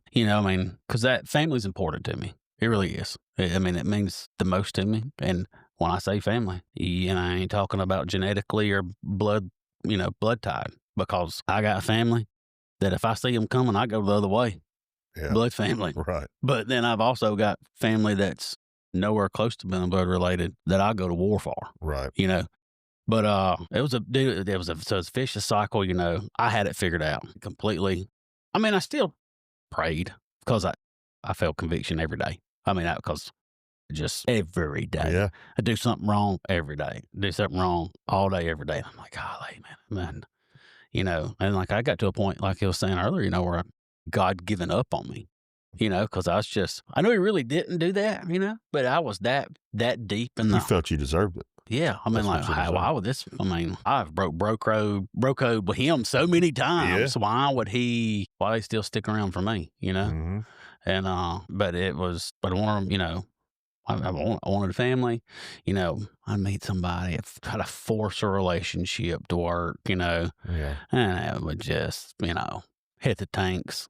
It hit the tanks Yeah. and I'd hit the booze, go Mhm. party, have fun. Don't think about I it. don't think about it, man. Yeah. Go up and dude, like when I started waking up, uh, in different regions of the country and didn't remember how I got there Whew. Yeah. I've been because there. from partying, Yeah. and then I'd have to That's when having money is a bad thing. yeah. And I mean, I like at one point, I started off on Dolphin Street one night, and the next day when I got up, I was halfway across the country. Yeah. I never told my parents that, Yeah. No, 'cause that's not something they want to hear. yeah, that was not Yeah. a proud parent moment. But Uh-uh. so I'm like, how in the world did this happen? So like what I did is I went to check my bank account because there wasn't a Life 360 or anything like that at this point in time, and it went from Dolphin Street to Biloxi to New Orleans to where I was at, and not something I'm proud of, but one of those moments. Thank God that Somebody's looking out. I'm not dead, so, but just when I started doing things like that and it had gotten out of control. Yeah. My mom tried to talk to me about it at one point in time, but I thought, what's that woman know? She don't know crap, She's just an old woman that lives It's a in the buzzkill. country.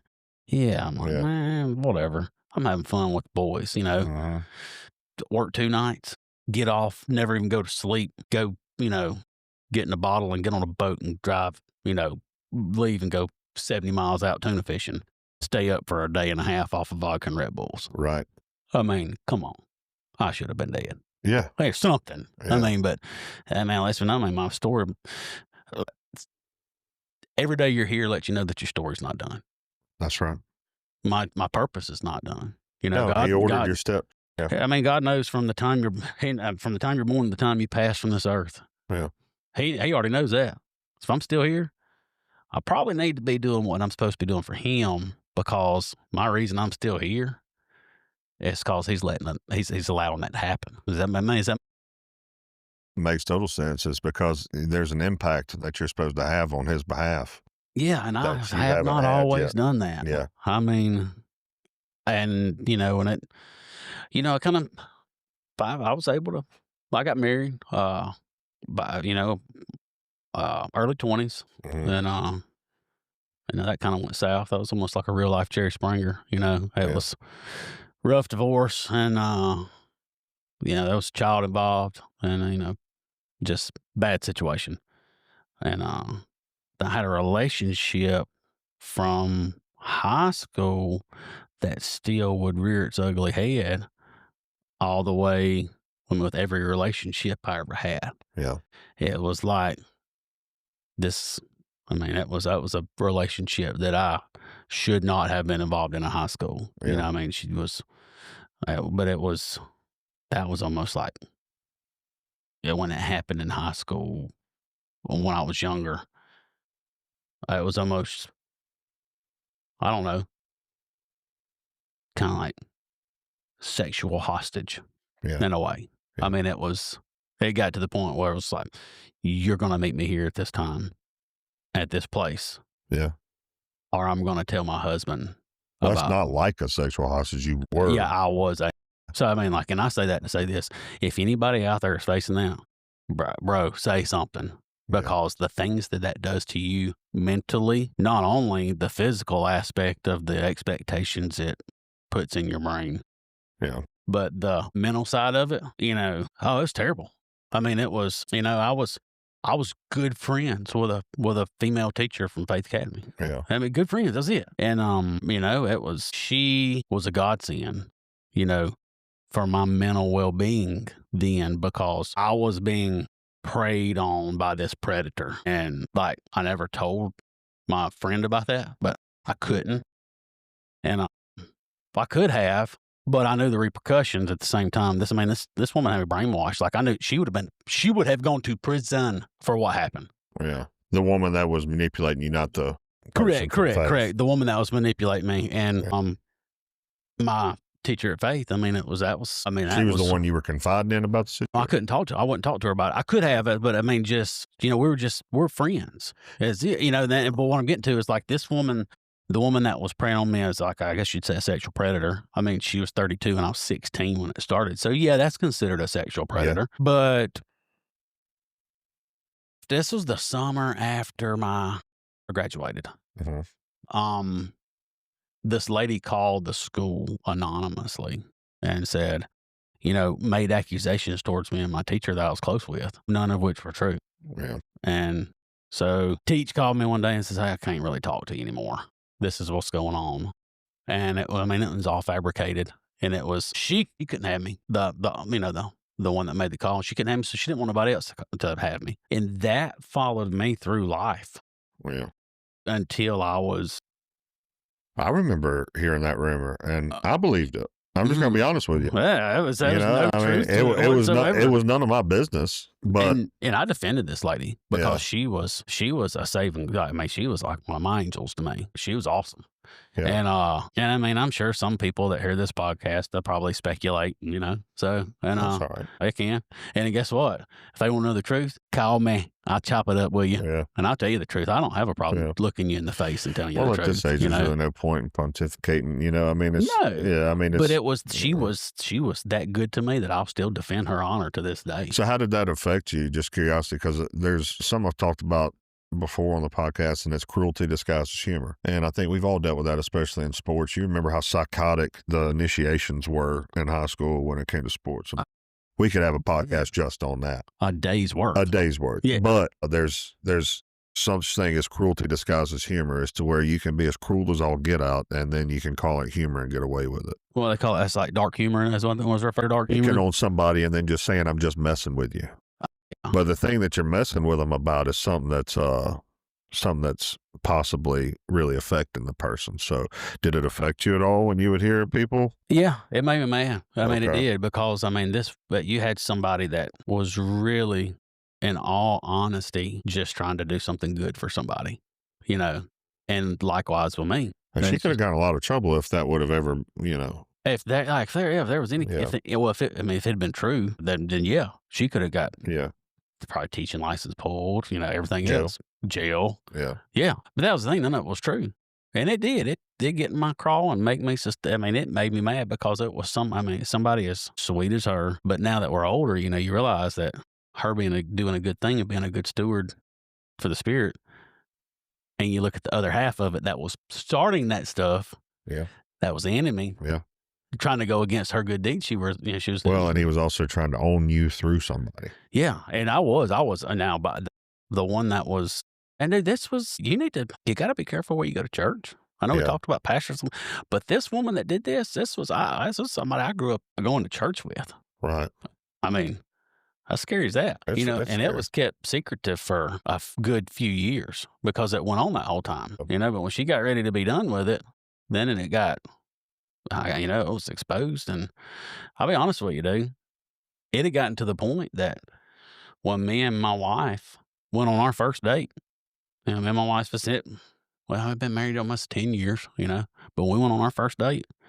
She probably thought I was a whack job because I looked her in the face and I said, hey, this is my skeleton in my closet right here. Okay. Because this lady had followed me through every relationship I'd ever had. Really? Yeah. I mean, dude, even relationships. And you Like, met her in the church. yeah, yes. All right. I mean, when I did, like, I was in, North Alabama, 5 hours away from here. She'd find a way, Yeah. you know, whether it be via email, social media, or something. I mean, like, dude, this is stuff that there could have been a Lifetime movie made about. Yeah. Easily. Well, that's when it starts crossing into the normal, into the spiritual to me. It's just like, because there's really no rhyme or reason. You, Yeah. the husband, why do you get off on ruining my life? Yeah. You know, like, And at this, a husband that is great to you, yeah, that was probably what hurt me the most. I mean, that dude yeah, loved me. And, but, eventually all the truth came out because she slipped up one day and called me and he saw her cell phone call record or whatever, I guess. And I was at work the next day, my phone rang. And I'm Yeah. like, I don't know who this is. But, it's a local number. So I answered it. I said, hello. And he says, hey, this is such and such. My wife called you yesterday. And all the years I had protected her. Well, yesterday I said, that time I said, yep. I said, and I'm about tired of it. And I tried to protect her a little bit. I think he said, look, dude, this is going to follow you through life as crazy as she is. Do you want this to stop? I said, I do. I said, because I can't live a normal life. That's what he said. Yeah. He said, do you want this to stop? I said, yeah, because I can't live a normal life. Her following me around everywhere like this. This was for the betterment. This went on 13 years. Wow. And now the physical relationship, or I don't know if I call it that, the physical side of it didn't last that long. Yeah. But the mental and almost like stalking Yeah. It's lasted psychologically 13 years. I Yeah. mean, she'd show up, dude. I mean, like, she'd send me a message, like, she'd get burner phones and call me, I mean, like, quacks are us, bro. Yeah. I mean, like, I understand folks has got issues, but come on. Yeah. She started this. I was a child. Well, she's obviously out of control. I don't think a lot of people like take that statement seriously enough. Like, you're literally out of control, not in control of yourself. Now, Yeah. you take that a little bit further, and then you have to ask, well, what is in control? You know what I mean? Because you're ruining this person's life. So you're saying you're out of control, but something in you hates this person. Well, not just like my life. She ruined her marriage, her kids' lives. Yeah. I mean, like, just family looks at her She had different. some bad doors open there. Yeah. Yeah. Yeah. And, but, and her husband called me and he was, I talked to him and I said, I'm sick of it. If you need me to go testify, have her locked up, if that's what it's got us to do to make it stop, fine. Just send me a subpoena. You're just done. I'm done with it Yeah. because I want a somewhat normal relationship and normal life. And it was, I don't know what he did. I kind of heard how it went down. But that's just what some people think is, like, just believing in God. You're just starting. It's the relationship with Jesus and the Holy Spirit that's so important to guide you and give you discernment on whoever's in your life. I got to a point to where there was no one that could help me. No one. And Yeah. even if they tried, they didn't know what to do. You can accidentally ruin someone because, and you can call yourself loving them. God is love. He's the only one that knows how to love. Love is not sex. Love is not obsession.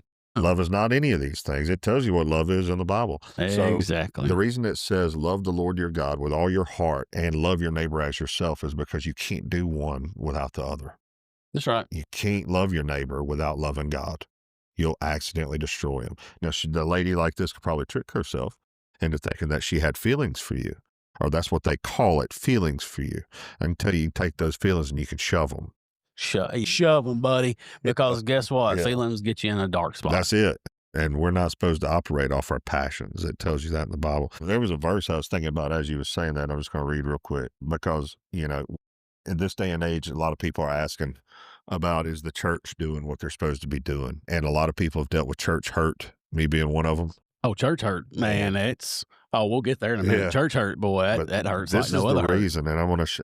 I hope this is proof to somebody listening that the reason the Bible is so freaking important is because if you ever have a question like that, I promise you, if you look hard enough, there's an answer in the Bible of what to look out for, what you're going through, and why that church feels weird. All right, so I've been asking about this, and I've been praying. I'm going to cut you off there for a second. No, not to change the subject, Go but ahead. something you just said. I used to play golf every Thursday morning with a guy at the country club up North Alabama. Uh-huh. And something he told me, because you said, if you look in the Bible, there's an answer for something. Yeah. And we were talking about he's a very godly man, just a precious man of God. And he said, Trey, I said, you know what Bible stands for? All right. He says, it's an acronym. Think about it this way. I'm like, what? He says, basic instructions before leaving Earth. He said, there's your usual, he said, there's your manual for life. And I'm like, holy smokes. Yes. Forgot about that acronym, man. I'd never heard it until then, you know? Yeah, And I mean, he said basic instructions before leaving Earth. And he said everything that you could ever think about coming in contact with in life, situation wise. Yeah. He said, it's in that Bible. It's in the Bible. Now, that might be interpreted different, you know? Yeah. That's just like, you know, we had some missionaries knock on our door Sunday, you know? Yeah. And me being who I am, I'm like, I don't agree with who they were supporting, but you know. Is it Mormon? Yeah. You know what I didn't know about Mormons, and this is the reason I look at them as wolves now in sheep's clothing, like the Bible calls it, is because they come to you, and I feel comfortable saying this now. I used to not. The devil tried to pull me towards Mormon. Was that church? I mean, Church of Latter-day Saints? Yeah, they came to my door and with an old man and all sorts of stuff. But anyways, is they come to you with what you have in common. This is wearing the sheep's wool right here. And then they pitched Joseph Smith to you. We both believe in the Holy Spirit. That's right. We both believe in the Bible. There's the wool. Where the teeth come out is they believe that God was once a man on another planet that became God. Yes, and do you know what my question was to that? I said, y'all believe in UFOs? And they both look at me like I'm stupid. Yeah. I said, some people think Ezekiel saw, saw a UFO. If you go read it, and some of these people that try to take stuff out of context in the Bible. The devil being Jesus' brother, and then that God was once a man that became a human from another planet completely goes against he was in the beginning, he's the end, he's the everlasting. I mean, you're contradicting the Bible. I'm not saying I believe in UFOs. Oh, I know. Okay, just making sure. Yeah, I'm not. Hopefully it didn't sound like that. But that's the first I was going to get to. So I'm asking a question, and sometimes I overthink, Trey. I don't know if you ever overthink life, but I'm bad about it. All the time. So I'm sitting there and I'm thinking, I'm like, Lord, I'm really torn between whether it's infiltration into the church or whether it's salvation. What I mean by that is I see secular mixing with Christian a lot right now. You see Jelly Roll with Brandon Lake, and you see all this other stuff. And I'm sitting there asking myself, I'm like, God, I don't know. You know, I think that it's great if Jelly Roll is starting to come towards you. The part that bothers me is him telling them that he loves you on Sunday, and then the rest of the week he's living for the devil. That's what I never wanted to do. Bro, I saw a video of his the other day. It was like a little short, posted. Yeah. He was doing it because he's made a big life change, and he's doing a lot of like physical activity now. I saw that, him running. Yeah, he's like, my God and Savior allows me to be here. Yeah, we fixing to get this blank and run in, bro. And I'm how do you do, baby, what world does this make sense? Well, or not even that, or like this good old boy Christianity, like, one minute you know, like even like the Morgan Wallens of the world, to where it's like one minute you're standing up for Jesus, the next minute you're ripping your shirt off, chugging a beer. It's just like, which side are you on? I remember going to a show in Vegas, and Chris Angel, it was one of his shows. Wow. And it was one of the most demonic experiences I've ever seen. Wow. Starts off with a girl chained to a bed, starting to move her body around like she's possessed. And then it has lizard people crawling all over the floor. This dude gets up and says, I give glory to God, because he knows his son went to heaven. And I'm sitting there like, are we in a point to where we need to ask which one? What do you call God? Do we need to start being specific? What are you calling God? What are you referring to as heaven? That's right, because do you read anywhere, and I'm going to ask you, I'm not trying to offend, but nowhere in the Bible, we're talking about how important the Bible is right now. Nowhere in the Bible do you see anyone living for Satan as a show and then coming back and, oh, I'm just kidding, I'm just a Christian. Like Ozzy Osbourne. I'm sorry, I don't believe you can call yourself the Prince of Darkness by day and be saved. It ain't like ice cream. You don't just take a bite of it and spit it out inside it and like that flavor. You know? Don't see an example of that anywhere in the Bible. So I'm sitting there. Or I hadn't found one yet. There may be one. And of course, I usually default to, you're God, I'm not, I'll go to sleep. But it wasn't 2 days later that I come across Jude. Jude's not a book I really talk about a lot, but it is New Testament. It says, "Dear friends, I have been eagerly planning to write to you about the salvation we all share. But now I find that I must write about something else, urging you to defend the faith that God has entrusted once and for all for his people. I say this because some ungodly people have wormed their way into your church." Wormed their way into your churches, saying that God's marvelous grace allows us to live immoral lives. The condemnation of such people was recorded long ago, for they have denied our only Master and Lord Jesus Christ. So I want to remind you, though you already know these things, that Jesus first rescued the nation of Israel from Egypt, but later he destroyed those who did not remain faithful. And I remind you of the angels who did not stay within the limits of the authority God gave them, but left the place where they belong. God has kept them securely chained in prisons of darkness, waiting for a great day of judgment. And don't forget Sodom and Gomorrah and their neighboring towns, which were filled with immorality and every kind of sexual perversion. Those cities were destroyed by fire and serve as warning of the eternal fire of God's judgment. In the same way, these people who claim authority from their dreams live immoral lives, defy authority, and scoff at supernatural beings. But even Michael, one of the mightiest of angels, did not accuse the devil of blasphemy, but simply said, "The Lord rebuke you." This took place with Moses' body. But those people scoff at things they do not understand. Like unthinking animals, they do whatever their instincts tell them, and so they bring about their own destruction. What sorrow awaits them, for they only follow the footsteps of Cain, who killed his brother. So I could keep going on that, but you pretty much get the gist. It was like I was sitting there confused about something, and 2 nights later I opened the Word, and I'm like, man, there's people that's wormed their way into churches that they're taking advantage of God's grace. That's what I used to feel like I was doing. I felt like I knew that God was graceful, therefore I could do whatever I wanted. And I know that if I would have stayed there, you would have ran out of chances. I don't feel like I would have went to heaven. I don't feel like I'd have went to heaven. I feel like I got the wake-up call to stop doing that. And I'm afraid that might be where people are getting confused is, yes, we were all sinners and we have all fallen short, but by no means do you use God's grace as an excuse to continue living sin. So let me ask you this. Yeah. Did you say that? I won't call a name of a church. I won't call a name of a group. I saw this as a small group. Bourbon and Bibles. All right, so this is where you're crossing into that hole, and I get it. It's like I've heard it said that, well, if we're fishers of men, we got to have good lures. I think that if you're trying to draw somebody in with bourbon and Bibles, be careful not to get lost. I see the drawing them in, but are you sitting there asking these people to change? Because everyone always says, well, Jesus sat with sinners. Did Jesus say keep doing what you're doing? No. You see Zacchaeus or whatever, he was the tax collector, right? Jesus sat with that man and he paid back everybody everything he had ever stole. Like when Jesus sits with you, he changes your life. You know what? Basically, long story short, when you find your salvation, he basically says, walk like me. Yeah, that's it. Walk like me. Yeah. And I also get it. I mean, he made wine for a party. I don't think that drinking in itself is necessarily the hell part.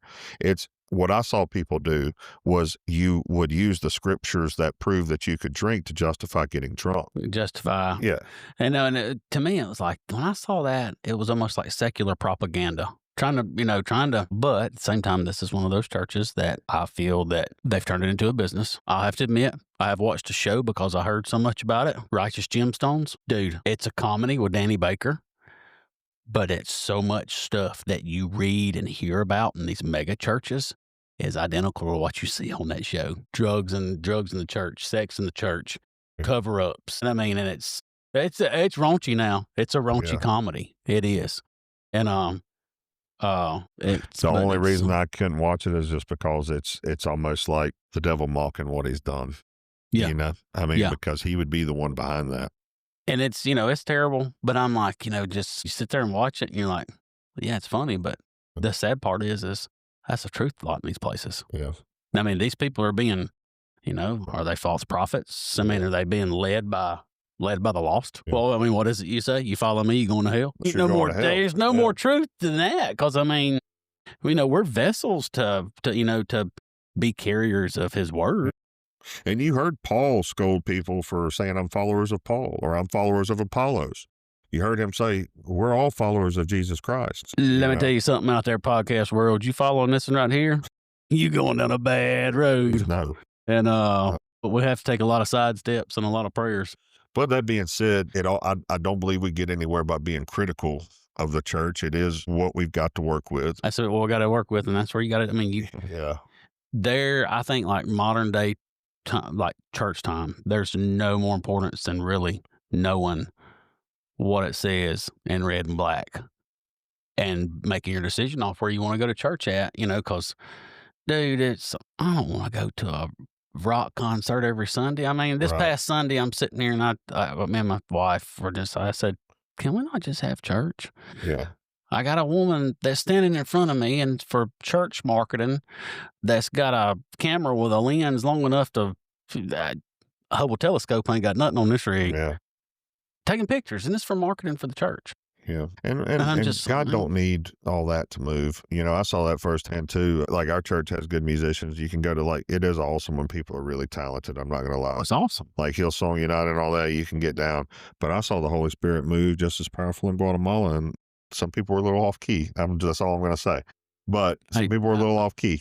No, I hadn't always thing on key. It's a joyful noise, But though. the Holy Spirit was moving just the same. And I think there's something to that. And it's not just a condemnation on the church by any means. But there is a time to where I always tell everybody, I boast in my weaknesses, like Paul said, because that's where Jesus shines. And God picked an unstructured, lazy idiot to do whatever he's about to do through me, because everybody else was too structured and had it figured out. Because let me tell you something. You can look at my track record on some things, and I am a moron. Yeah. I mean, it's just, I get it. I understand it. That Dave. verse where it says he'll pick a fool to make the wise look foolish. And I'm like, right here, bud. You want to know who that is? And, Let me raise my hand. But I prayed for that, man. I mean, like I said, I've always had that love. I wasn't living right, but I prayed the prayer, choose me. I don't know why. And I'll tell you something, dude. You talk about that right there. Some of these people that think there's something they want, Yeah. they pray for it. Yeah. They better be good ready if they praying for it. Yeah. Because if God puts it on you and you ain't ready for it, Yeah. you fixing to be in. I listened to a sermon one time with my old pastor from North Alabama. Love that dude. God, I love that man. I mean, heck, we went to Indianapolis with him to a national championship game. I mean, well, it just him and his wife but he said, you always either in a storm, coming out of one, or about to go into another one in your spiritual life. Yeah. And it's, if you get to thinking back on it, some people won't admit it, but because some people are prideful, which is a very self-righteous, wicked thing. Let me tell you something, brother. My ship's been busted, put back together, bondoed, duct taped, but it's all came out of that storm, going into another one, and it's like, here we are, we're good. Boom. Yeah. Punched in the mouth or something. But you got some of those people, I don't encounter those things. Boo crap. Yeah, no. Yeah. You tell that lie to somebody who'll believe it, because I sure ain't. Life is not easy for anyone, no matter if you're rich, poor, or anything. I mean, everyone has their struggles. 100%. And if you got somebody, that's what I hate about social media. People don't show you the bad on social media. You see the pretty. For 99.9% of the time, they show you the good stuff. If you find somebody who's got a perfect life, run. Yep. Run. Well, it's just like that's, I truly believe the devil's behind Hollywood, and he just figured out a way to make everyone a superstar, and you just spread Hollywood all over the world. Is because we see these false images of people. We don't see the real. That's the reason it's important for classes like South Coast Recovery and places where you can go in and be real with people and be like, I'm a broken mess, and all I need you to do is just believe what I'm saying right now, because it's going to sound really crazy. And that was what that class, did for me, because when you're in the secular world, like you think of a world without Jesus, I felt like that's what I was experiencing, because the people that were trying to help me did not want him to be the one to help me. They wanted to be the one to help me.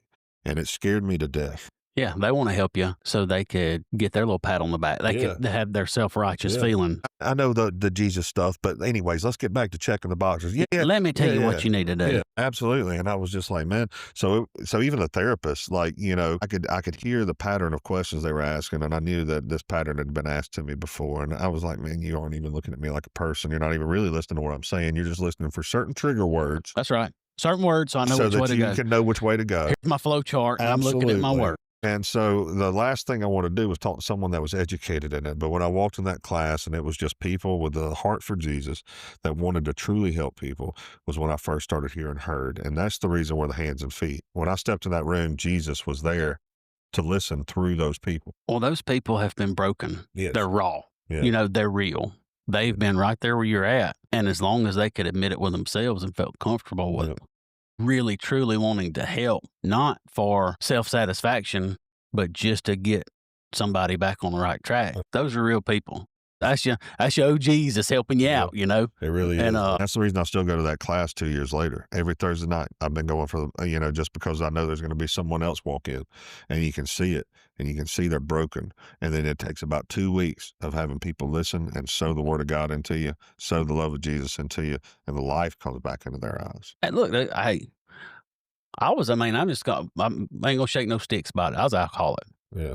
The only thing that didn't make me an official alcoholic is because I never went to a meeting. Because I knew if I went to a meeting, You'd be labeled. that labeled me as an alcoholic. So that's what I tell. I was one meeting away from being a certified alcoholic. Yeah. You know, but now, like if you just look at it without going to a meeting, and that's where society's so sick. Yeah. I mean, I was just a drunk redneck. Yeah. You know, that wanted to live in the woods, fish, everything You else. get a pardon. Drink beer, you know, Yeah. woo, whatever, Yeah. you know. But if I went to that meeting, I had a label stamped on me. He's AA, or he goes to Celebration Recovery. He must have that. Mhm. Bull crap. I know people that go Celebration Recovery up North Alabama that's never touched a drug or any kind of alcohol in their life because they want to help people. Well, it's not or just something alcohol. that they were addicted to that was not of chemical Yeah. base. Some of the guys in there is just over something like porn. How many guys do you know that, Exactly. I mean, that should probably about 90% of your church is what I'm guessing, just rough guess of, man, I didn't look at porn as bad my whole life. That was just like brushing my teeth. You know what I mean? Like it was just nothing. And I was opening doors for the devil to ruin my mind every day. 100%. 100%. Just the respect that you lose for women as human beings and just the way that you think the world works versus how it actually works. Like it'll shape you just like any other culture. Yeah, it'll take and shape your mind and Yeah. mold it and say, okay, it gives you an expectation of how this is supposed to happen. And brother, let me tell you something. And a hunger that will never be satisfied. Never be satisfied. Yeah. And then guess what? It refires your neurons in a different direction. And they know what they're doing. They got all kind of psychological studies, everything else. You hear the old saying, porn music. You want to know why? Because there's certain frequencies that trigger certain endorphins and everything else and hormones or whatever chemicals in they're wicked wizards, and it's all about the dollar. It is. And we talked about that a little bit before about how even marketing in your big corporations now, how what the world used to call witchcraft is now called marketing. Accepted witchcraft. It is repeating the same things over and over to somebody until they start believing it, projecting things on people, letting them see certain subliminal things that stick in their mind and they don't even know it's happening. Tricks of the mind. That's all witchcraft really was. It was never true magic. Like God is the only one that can change your reality. But witchcraft can trick the mind into making you think that reality is changing. It was a good sales pitch. Yeah, it is. Oh, witchcraft was good. Do I believe in evil spirits 100%? Yeah. But like witchcraft, mostly it's just. Smoke and mirrors. Let me tell you something about witchcraft, brother. It's smoke and mirrors. You want me to tell you one that make you run straight to Jesus? Go ahead. So this was whenever I was, fresh out of college working. I saw this girl one night. Where I'm sitting at a South basketball game or something. I'm like, that girl she's good looking. I think Maxwell's words was she's a smoke show. So I just go talk to her, She gives me my number. So we go on a date or two, and I'll never forget this. Never forget it. Because she asked me, hey, you want to go see this movie with me? And I'm like, sure, I'll go watch a movie. What movie you want to go watch? Do you remember what movie came out on what day? In 2006. Wasn't The Ring, was it? It was The Omen that came out on 6606. Okay. So what she wanted to go see? Light bulb went off whenever, and I said, why you want to go see this? Because I was young and stupid. Wait. Yeah, what? I said, what? Yeah. Hey, I said, why you want to go see this? She goes, well, I'm a witch. Bye. Yeah. I'm out. Yeah. It just, no, I mean. Yeah. But that's how quick you can be captured into a bad situation. And not even know it. I mean, we were harmlessly going to a movie to get some popcorn and some peanut You M&Ms. have no idea what that person's into. No idea. And I mean, like, Well, some of them don't even know what they're getting into. A lot of these new movies and stuff are just making you think that it's like this satire, ha ha ha. But, it don't matter if you're doing it jokingly or not. Does it still count is what you got to ask yourself. I think do you see anybody like jokingly praising Jesus? I'm like, oh, that ain't serious. You know what I mean? No, you're doing it with intention. You don't see that. Yeah. And it's same thing with the other side. It's like, regardless of whether you're joking or taking it serious, whichever side you're doing it to is taking it serious. And I truly believe that. Exactly. I had horror stories coming up when I was growing up. I mean, I finally went through some of it for myself, but the only one I'll tell is my mom had been going through some dark stuff, and my dad made the mistake, and he won't get mad at me for telling this. Hopefully mom won't either. But they made the mistake of going to a medium to find out what was going on. Like, just it was getting that weird. So they went to a medium, which it tells you not to the Bible. And I'm always like, Dad, what were you doing? And the medium told him about a doll that someone had prayed witchcraft over and described it. And told him it was in the house, and that was giving the enemy access to the house, pretty much. And was said removed. They shrugged it off. They didn't believe it. Like, they went and looked and didn't really see it. And the closet, she told them the closet, what it was wearing, what color hair it had. And somebody had never been in your house before. Someone never been in the house before. They went to a random medium. And anyways, they looked through a few things and checked the closet, didn't see it. Dad said a year later, they were cleaning out that closet, the exact doll, exactly how she freaking described it. And he said, son, when I saw that doll, he said, just the hair on my neck and just everything, I said, Dad, what did you do? He said, well, she told me we had to go put it under running water and do this ritual. And I was like, what did you? He said, we just threw it away. And so anyways, you hear stories like that, like growing up, and there were so many doors open during my childhood. You never know what a relative or an ancestor or somebody's done in your lineage that's directly affecting you. And you don't know when you're accidentally running into someone that calls themselves a witch. And whether they're a real witch or not, they're actively seeking power from the enemy. You're either praising God and doing it the right way, or you're seeking it the wrong way. Oh, they're looking for power, looking for something from a higher power that's not God. That's right. So there. That's what I was doing when I hit the mushroom, is I was looking to go skip the steps and go talk to God directly. I said that to one of my buddies. He said, why do you want to do this? I said, I want to have a talk with God. What do you think? You're going to walk up the stairways to heaven, listening to Led Zeppelin and go talk? I was about to get ripped into hell. Is what it felt like. Yeah. And there's not so much of a funny story to that. So the horrible feeling and then everything I was going through when that mushroom set in, mental torment, it has to feel what it's like when God turns his back, just like he's not looking anymore. And you're just like, this is bad. But how I ended up quitting smoking is that it wasn't an instant thing for me to quit everything that I was doing. Whenever I said, God, I'm going to follow you, it was a begging and pleading every day. Help me, help me, help me, help me. It wasn't like I could do it on my own. I had to quit pornography. I had to quit alcohol. I had to quit smoking. I had to quit pretty much giving my body whatever it wanted, whenever it wanted. And the drinking was the first thing to go, not even like casually. And I think that's one of the biggest things. Yeah. Is when you are at your lowest point and you're weak enough, God, I can't do this without you. No. Well, not only that, not letting the shame keep you from seeking. Yeah. Then it's like, I've had situations where I'm like, before God, I can't do this without you, bro. Yeah. I mean, because these are my conversations. If you want to wonder what my conversations with God are like, hey, bro, I need some help. Yeah. I talk to him just like I'm talking to you. Yeah. Because people get misconstrued on stuff. They think you're you got to have all kind of no, I mean, I just have a conversation with them. And I know there's things that I've had happen in my life that were straight up the God because there was no anything else in place for it. Well, one of those for me was I quit the porn. And one of the big things that someone told me one time is I asked a question, Trey, and we'll try and wrap this up here in the next 15. I don't know how long this has been, but it's been good.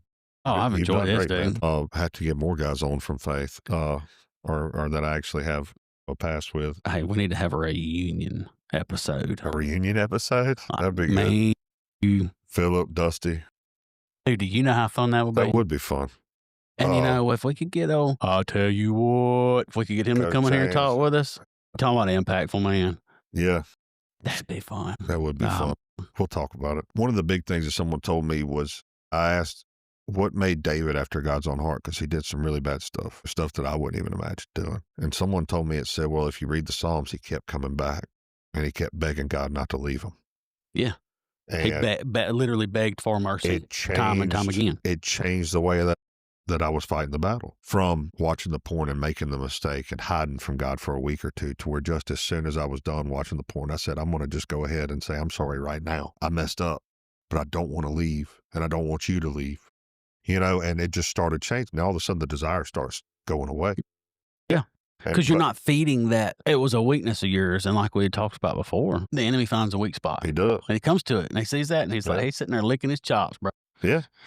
He hates trying us. to come to you. He hates us more than we could ever imagine. Yeah. No matter how friendly he presents himself. Exactly. But the last one I couldn't kick was smoke. I mean, I went from pouch to vape, back to cigarette, back to pouch, back to vape. And I mean, I was trying, dude. I was a slave. And I remember there was one night that I just got so frustrated, and there's a difference with crying out with your heart and just saying stuff just to hear yourself. You know what I mean? Like, I reached that point of like, God, if you don't do it, I won't be able to quit this one. Yeah, I cannot do this. The next day, dude, I went to go bum a cigarette from a guy on a break, and he's a friend of mine, works for me. And when I took a puff of that cigarette, my mind went back to the place it went on the mushroom. I started panicking. And I started babbling. And then I remembered what I'd prayed for. I looked up to the sky. I said, I'm sorry. I flicked the cigarette out, and my mind came back to me instantly. And I never smoked another one. And I looked over at my buddy John, and I said, God's paying attention to me, and it's freaking me out. Yeah. The spotlight's now on me. Like, I was like, you can't describe what it's like to realize that God of the universe is paying attention. And what I'm saying, he's hearing, and what I'm wanting, he's paid it. I mean, like, this is all real. And it's almost when you have a situation like that, it's like God goes, hey, bro, you prayed for it. Here it is. Now, what you going to do with it, big bro? What you going to do with it? I mean, even billboards you pass, you don't realize that when you stop and pay attention, if you're asking for answers, God can use whatever he wants to. It don't matter if it's a song on the radio. It don't matter if it's a show you're watching. It don't matter if it's the person standing next to you. It don't matter if it's a billboard you're about to read. Absolutely. Anything.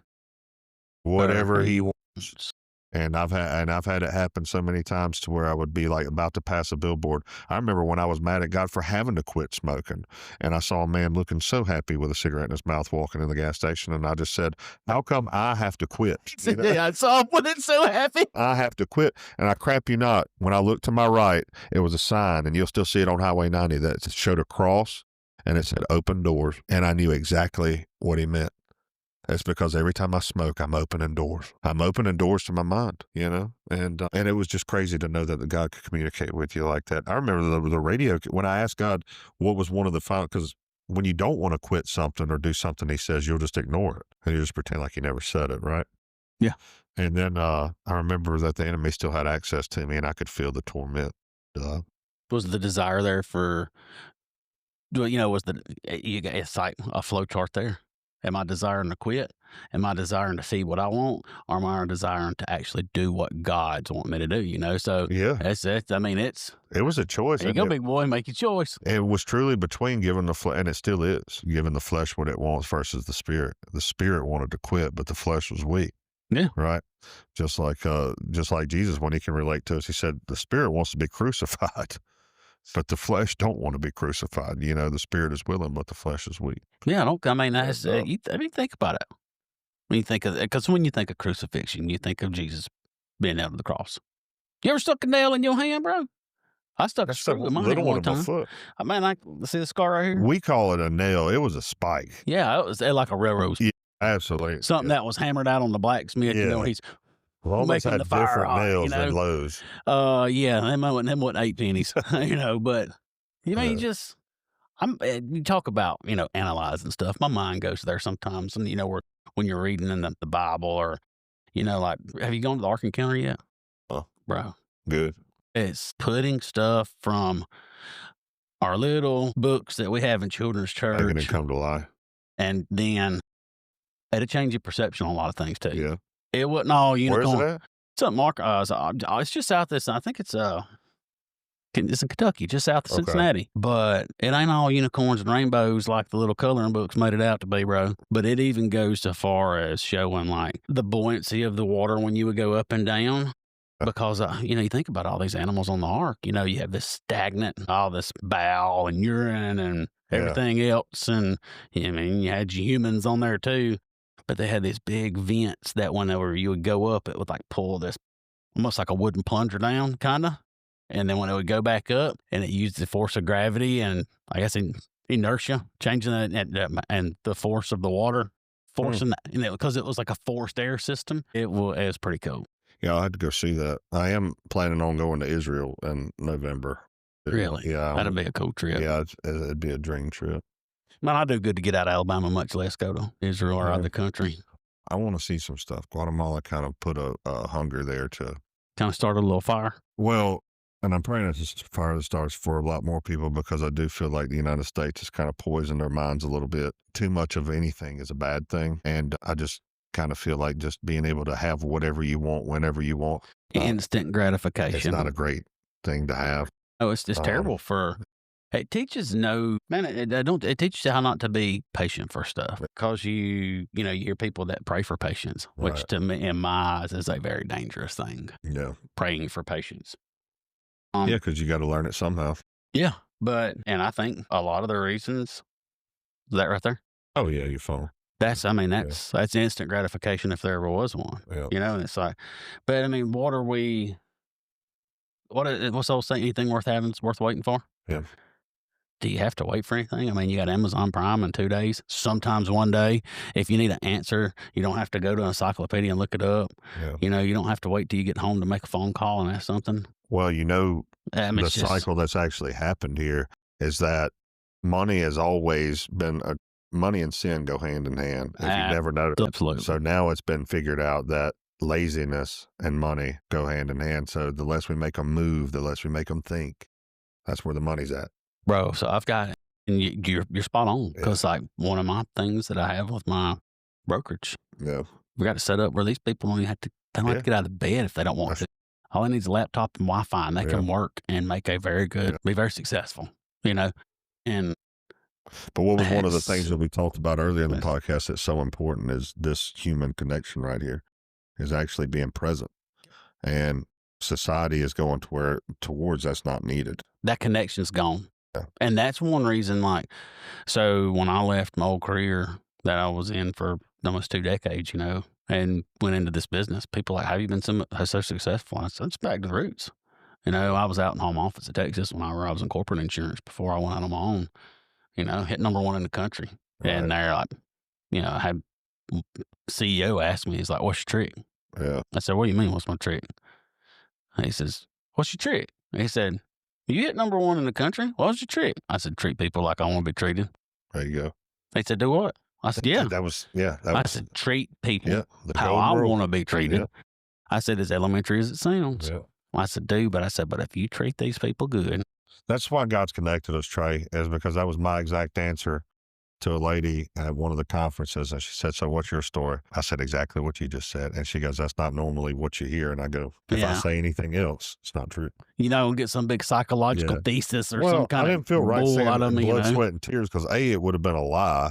And B, I've seen a lot of people blood, sweat, and tears and not have opportunities that I was getting, So, I knew it wasn't the blood, sweat, and tears. And anybody that wants to think that it was their awesome work ethic, I'm not saying that good work ethics are worth nothing.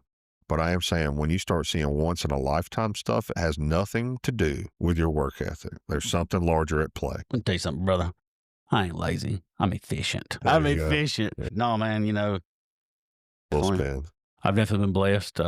What did you change, Trey, real quick? After you had your moment where you realized you had to get your life right, did you have like a cry out moment, rededicate? So I was laying in bed one night, dude. I'd been on the outage working 712s, and I had another individual, and I know he won't mind me calling his name. Dude's name's Shannon Heish. Dude, one of the godliest men, a mentor, helped develop me into a leader. Yeah. Because he was a true believer in don't be a boss, be a leader. Right. That's one thing you'll never hear me say. about my my team. I don't even like to call them my employees. They don't work for me. Yeah, I don't like I that. hate that term. Yeah. They work with me. Right. I've never asked somebody, "Hey, you want to come work for me?" How demeaning! It's just, man, don't talk to me like that. Yeah. I'll come work with you, and I'll be part of your force. Yeah. But I don't know. It's just, I don't know, man. That's just something that's never sat right with me. Once I figured out some of the true meanings of being a true leader. Yeah. As You being know? a servant. Yeah. The first will be last, and the last will be first. Because let me tell you something. Them folks don't work for me. I work for them. Yeah. I mean, Well, that's true. Yeah. It is. I mean, Yeah. You have a boss all the way up. who is Yeah. it? Who they gonna call if they need something? That's right. I mean, if I need something, I can do what I need. Yeah. But if they need something, who they calling? I got this question right here. They calling me. Yeah. They don't work for me. I work for them. But that perception, that paradigm that you're looking at it through allows you to be a good leader. Yeah. Because if you're looking at it the other way, you don't want to be bothered. But if you're looking at it as a servant leader, then you're like, well, who else are you going to call? I work for you. Side note, I have not always been that way. I used to try Side note, I'm still not that way. I used to try to lead by the alpha domination. Yeah. And guess what? He ends up working for you then. Minions, people that have to be told every move. But if you want any kind of success, you got to have people that can think outside of the box and on their own. That's good. And so allowing some of these, I've got a girl that works with me. I hadn't talked to in over a year. I see her stuff. She does it. She works. I don't bother. She don't call me. She don't have no problems. So I don't bother. Man, that's good. And she's phenomenal. That's one of the things Philip told me in business, because I always call around and I'm trying to get, I like counsel. Side note, they used to not be me, as I didn't like counsel, but now especially Christians, it's like, hey, here's what I'm facing. I'm not real sure what to do here. He told me you need 5 people that you can trust what they say and how they think. And I thought that was pretty profound. And I was like, I don't have that. I have 5 people that I can trust to do what I ask. Yeah. But I don't have 5 people that I can trust to do what needs to be done. Yeah. So that dude so when I was still in the corporate side of insurance, I had an office manager that she ran my office for me. Yeah. And like, even though my office you had to go through her to get to my office, I said, yes, ma'am. That was her. And I didn't try to overstep that boundary because she took pride in her office. Yeah. That was her domain. Yeah. That was her show. She ran it. And what do you need from me? And if I ever needed her to do something, dude, I'd say, hey, you think you can do this for me? And she absolutely. And guess what? That was the last time I thought about it because I knew it was done. And dude, I mean, it was, but. Well, not to get you off, you just mentioned a guy's name and you had a moment one night and kind of got off on that. Oh, yeah. Man, I was laying there in bed and I'm sorry for rabbit holing. I did. I'm going, squirrel. There went one. Let me go chase him, Yeah, we have a lot in common when it comes to that. That's how my brain works. It's very hard to keep. It is, man. Yeah. But no, man, it's just, I've been on 712s, kind of in a bad spot, single. I had another failed relationship. And I'm thinking like, I kept trying to do stuff on my merit, my time. And, it was just, Coach Scudder said one time, I said, being a good person's not going to get you in heaven. Nope. That is something that's been almost a quarter of a century ago that I heard him say. And it's still, does that not mean how impactful that man is right there? Yeah.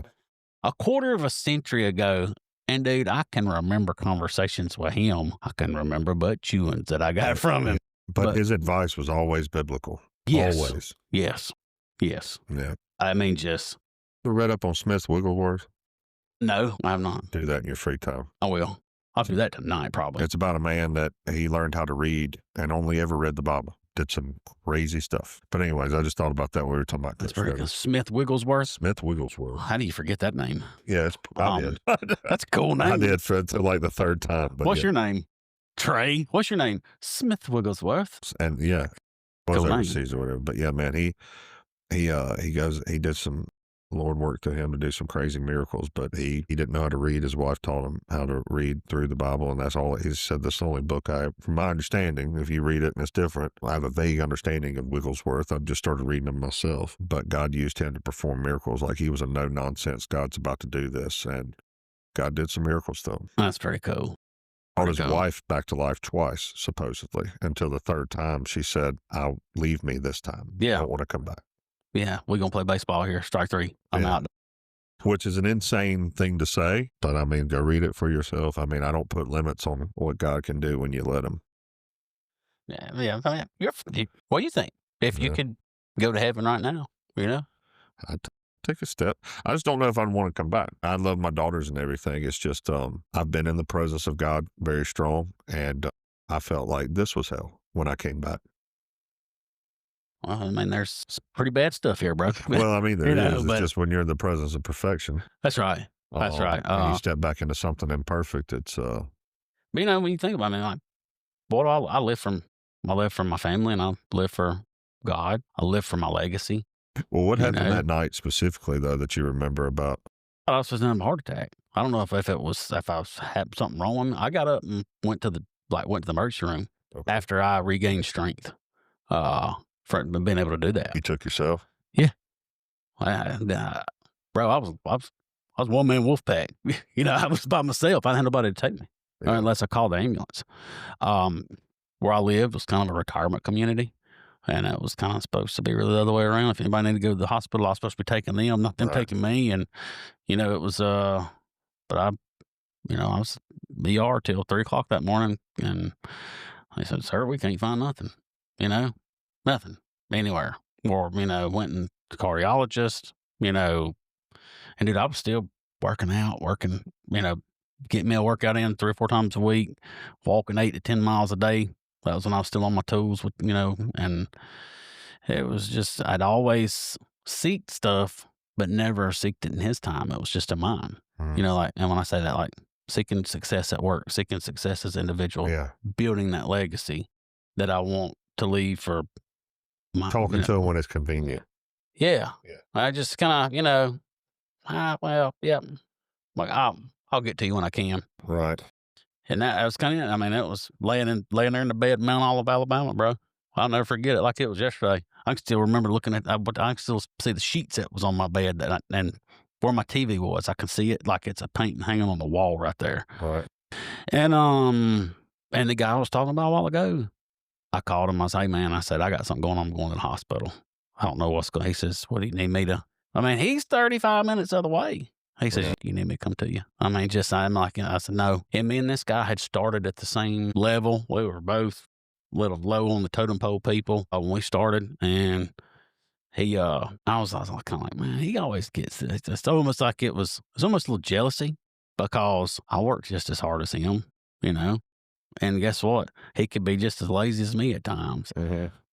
But one thing he did, he kept God first, and he did not have a problem telling you that.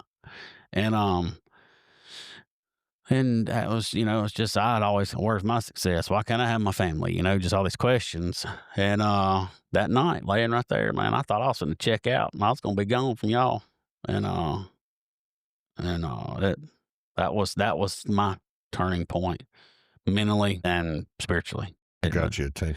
Yeah, dude, that was scary. And then whenever they said, like, "Well, we can't find nothing," all your blood, your labs come back good, everything. I'm like, what in the world? And I knew I'd been dodging, as good as you can dodge God. I mean, he is the ultimate dodgeball champion. You can't he's gonna dodge him, but catch you for so eventually. long, Yeah. you're going to hear that ping and that red ball upside that head for long. Right. That he's going to smoke you if he really wants you there. And he does. He wants every one of us there. That's what, like even as God given up on me, I'd gotten to that point. Yeah. But, dude, and it was, I'm not saying it works like this for everybody, Yeah. but it did for me. And when I finally decided to make that leap, dude, I mean, my success, my family, I found a wife, got married, had kids, my success at my old career, I literally started shoveling coal on a shovel. And when I left, I was over all the real-time generation of electricity in the Southeast U.S. I mean, I got to be part of a team commissioning the first nuclear unit that had been brought on the electrical grid since the 3 Mile Island incident. And just stuff that I'm thinking like, this dumb old redneck's got them fooled right here, brother. That's But right. it wasn't. It was just, I put my work in, put my studying in, and I didn't have a degree, so I was, I come from the school of hard knocks. We come from the same place, you Yeah. know? Just experience. Yeah, man. Yeah. I mean, my dad kind of reminds me of yours, just kind of old, rough and tough, and ain't gonna cut you no They slack. believe what they believe. That's right. Yeah. And my dad can be a little ornery sometimes. He can be a lot ornery sometimes, you know? Well, the main thing, and like I said, none of us are perfect. I'm sure my kids will look back on me and be like, I was ignorant in some area, but is he taught me where to go when I got in trouble. And if no one would have taught me that, I wouldn't have made it. And I still sit down with my, or I say I still, so one thing I do with my kids, talking about kids, is I'll sit down with them and say, hey, daddy's still learning how to be a daddy, just like you're learning how to do these things. What? Because, you know, I mean, in them babies' eyes, you're Superman, you know? I mean, you know how to do everything. And then if you don't know how to do it, you figure it out. But, you know, I think it's kind of part of like, I ain't gonna let this kid see me fail. No. You know, like Donnie. I'm not gonna let the devil do to them what he did to me. Yeah. I mean, it's just like my little boy, you know, we'll be playing. So me and Leggett, we were over there at his house here back, I guess it was last spring or something, you know. Yeah. My little boy got to run in that head. He acts like his mama. He can run his mouth real good. No, I'm just joking. Everybody knows me. No, that's I bet your little boy. He's hilarious. Yeah. So everybody goes, you know, everybody says he's a spitting image of me, but he you know, absolutely is. He acts like his mama's side of the family. Yeah. But he's got your confidence. Yeah. Well, he had confidence overloaded that rear end that day. Daddy, you and Uncle Daniel need to get out here and play us in some wiffle ball so we can smoke y'all. Well, I mean, you know, Daniel come up through the same knocks like I did in baseball. Yeah. We wired different, bro. We played one inning and they quit whenever it was 42-1. There you go. I ain't gonna let my kids, hey, this world ain't gonna be nice. Yeah. Well, I gotta be nice to them. That's right. No, I'm joking, you know, but just healthy. Teaching that lesson, they got my cardio in that day doing that. But, you know, but going back to what I was saying originally was you know, I guess that admitting to my kids, you know, when I'm like, hey, I'm still learning this process just like you. It's important, I think, and you know, we talk about churches and pastors, man. That's one of the things I admire about our pastor so much is he humanizes himself, and he's told where he's made mistakes, and that's the reason I say the things that I do is, you follow me, you're going to hell. I'm not saying I'm going to hell. What I'm saying is you follow me as flesh and man, you going to hell. That's right. I'm following Jesus, therefore don't follow me, follow him too. We're all disciples of Jesus. There shouldn't be any disciples of Chris. You know what I mean? Is like, he's the way, I'm not the way. He's the truth, I'm not the truth. He's the light. Yeah, that's referred to as a cult in my eyes. That's right. Well, I think there's some nature that comes there is we elevate people. You used to read about, and we'll end on this because I got to go to Loxley Barn tonight. Just remember that. Yeah, let us die. But you used to read where Israel was so quick to make an idol, you know, even to the point where Moses is up on the mountain. And he's getting the 10 Commandments wrote, and it comes back down, and they've done melted their jewelry and created a freaking idol. We do that still today, whether it's a person or whether it's a football game, or where it might not be as in your face as a golden calf, but we're quick to elevate something or someone to be our God. Quick to do it, whether it be Nick Saban or whether it be you say that joke, President Trump, or whether it be the other side, you know, the Democratic side, or whether it be, you know, our trophies or our children. God pointed that out to me. I was making my daughter my God, you know, because all my decisions were based off what I thought she thought. It wasn't based off God. Be careful with AI.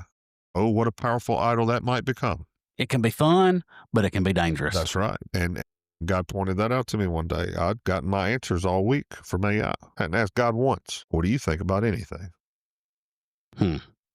Yeah. Or like, are we just doing Chat GPT or? This is me just like trying to figure out business. I'll just use it like an assistant all week. I mean, like what? Run a report for this, or theological questions like, hey, you know, study the book of Acts and show me how that is different from what we do today in a church. Or yeah, like I guess what I'm saying, what platform were you using? I use my bad, I kept going. Gemini. Google Gemini. Gemini Business Suite. Yeah.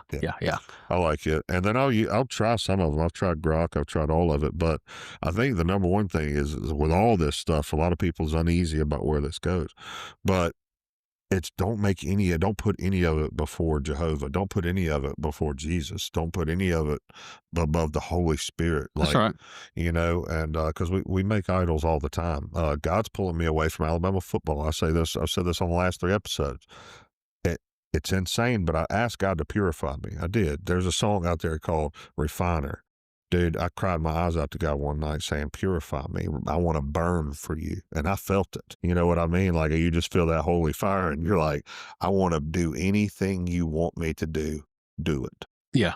And I felt that and I cried it out. And sure enough, before long, first quarter of Alabama-Georgia game, come in the room and pray. And I start feeling that pull. So making a stab as an Auburn fan, was it Jesus pulling, or were you going there praying for the Tide as bad as they were? This was the one they won. This was not the one. Clearing that up. So this is the one that they actually won and did well at the first quarter, first two quarters. Because I'm not your normal Auburn fan. I will cheer for Alabama. Yeah. Auburn and Alabama both be 11-0 when they beat each other in the Iron Bowl. But let me tell you something. I hate Georgia so bad. I cheered for the devil when he went down there and kicking back to the old song. I was in Guatemala for this last one, thank the Lord, and it was an easy choice.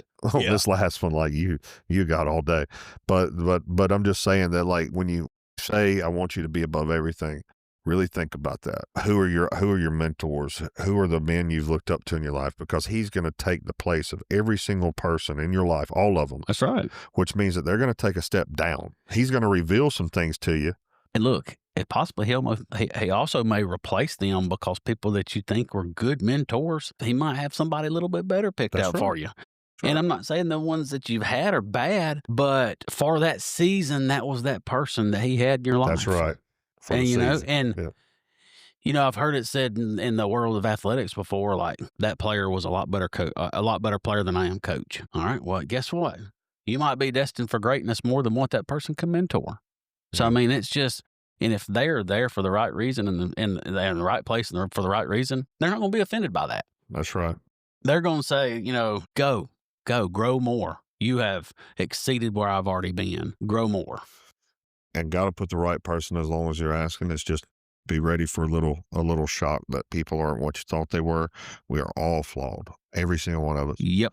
And that's the reason that said we have that saying, never meet your heroes, because your heroes are flawed. The only man that can live up to our expectations is Jesus Christ. And the world is so flawed that we killed him.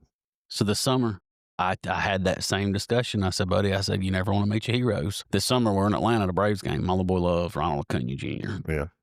So we got the passes to get down on the field with the players and stuff. Dude, Acuna was standing from him to this hot board right here, that close to it. Yeah. And, like, Donnie took his jersey off, held it up to him. Yes, he had an undershirt on. I'm not going to let my kid go wild like that, right. But he shunned him, man. I know. And he was signing autographs for these other adults, in which, me being a person, and then you got people like Josh Donaldson that gets my kid out on the field and, with him, and I don't know, just different, Well, here's what my pastor taught me in the little class I was in. And I've experienced this, and you probably have too, is that you can only be intentional with so many people, and you have a capacity. Bingo.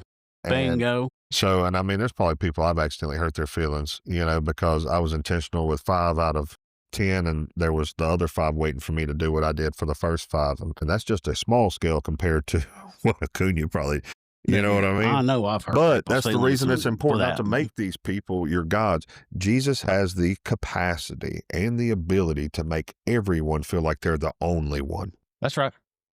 You think about that. Everyone feel like they're the only one that can do that. And none of us can live up to that. You know what I mean? It's like, that's the reason I gave them everything. I was like, these are your businesses. This is your family. I want you to, serving them is the best thing I could do for anyone around me. Serving him, for my girls, for my wife, for these businesses. If I lose this connection, woe be unto y'all, because that's the only reason I believe this is happening. That's because he wants to do something through me. And I don't want anybody to get things misconstrued. Since that night when I had that, and it hadn't all been easy. I mean, there's been some very rocky roads. Oh yeah. And it's just was highlighting on but I mean, I could almost have another podcast on the bad parts of it, We will. And and I look forward to, like, your idea about having some other guys. That's the whole point of this is, man, God's opening the eyes of a lot of people. We haven't even gotten to the point where me and my wife served as youth directors. No, we haven't. I mean, that's still even further down, and because I said a while ago when you said something about church hurt, And I Yeah. said, church hurts like no other hurt. Yeah. And that's because when you have people that are in positions at church as like a pastor that has zero power at home and has zero power at work, so they go into the ministry so they can have Some power. some power. Yeah. That's the you know, Yeah. that's A the lot of devil. cops. That's A lot the of devil people in do. bro.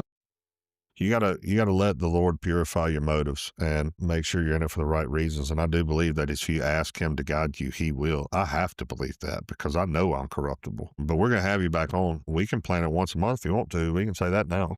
Dude, I'll come. I'll come sit and talk with you. Yeah. And we'll see if we can. And as much as we're both involved in, we will have new trials and tribulations that come up between you. Yeah.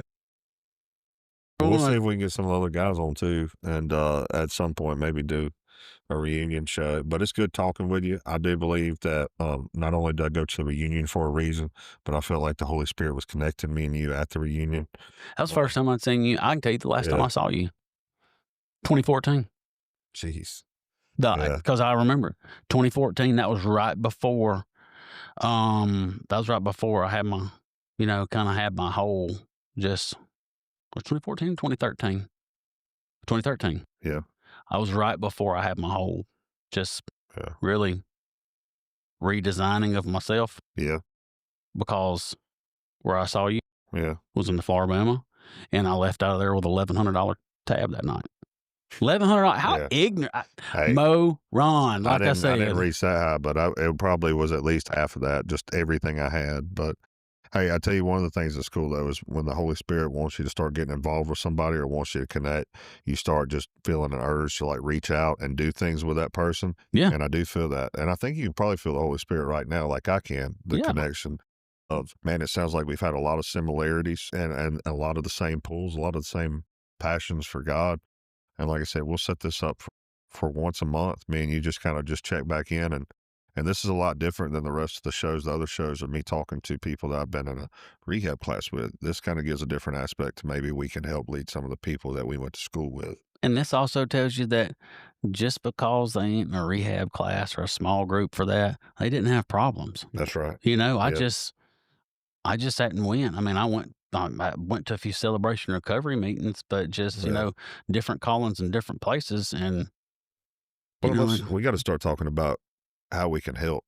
Yeah. The hands and feet. I mean, one of the main reasons I know God's pointing me towards women and children homeless is me and my wife are just getting to a place, and God can take any marriage and fix it, by the way. We did not meet on a solid foundation, and we're just both crying out to God to fix it, and He's slowly doing that. And the thing is we both got to put Him first for Him to fix it. And so we were having coffee one morning. It was like 3 or 4 mornings ago, and we were sitting there, and I like to talk about Jesus all the time. So I'm sitting there and I'm like, well, what do you think it is God wants us to do? Obviously, He's got this pull on our hearts. He wants us to do something. The devil tried to kill me, so obviously it's going to be something good. You know what I mean? Exactly. So let's just try and figure out what this is. And she says, well, somebody needs to fix up some of these old homes around Mobile for the women and children that are homeless. And I bullheaded me. I was like, yeah, that's good, but let's get back to my ideas. I got like 100. Your ideas are no good.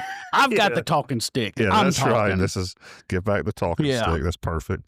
And anyway, so that night was First Wednesday at the church, and the outreach minister patted me on the shoulder and says, I need to talk to you before you leave when you get a chance. Well, I missed him, but I called him the next morning because it was eating at me. And what did he tell you? He said, there's a guy I want you to meet. He said he started a refuge house for men 5 years ago, and he's wanting to start a refuge house for women and children. I knew what was coming, so that's why I said it like that. And you have not told me this, but, So when he said that, I got teary-eyed, because I was like, that's when that's when all that doubt and that crap the enemy has been coming with you. That's a confirmation right there. Boom. It just melts off, and you're just like, God is using me. Yeah. And so immediately I started getting in touch with this guy. I met with him twice. His name's Eric Overstreet. You heard him on the episode. Yeah. And I'm just really wondering how God wants us to plug in, and He wants us to fix this Mobile homeless crisis. And that dude's got a testimony. Yeah. And we just got to figure out how to get it out there. I started a nonprofit, and I'm inviting people to join the board if you want to join the board of the nonprofit. It's for a company called Trender. Okay. And the whole point is to make things that the people are not seeing trend. The problems that like this women and children's homeless that just could be fixed. No one's paying attention. So you want to be real news, not fake news. I want to be real news. God news. God knows. Yeah. You know, Jesus said, let those with eyes see and those with ears hear. And I want this company to be one that lets those with eyes see, you know, and And you know, hey, and you know,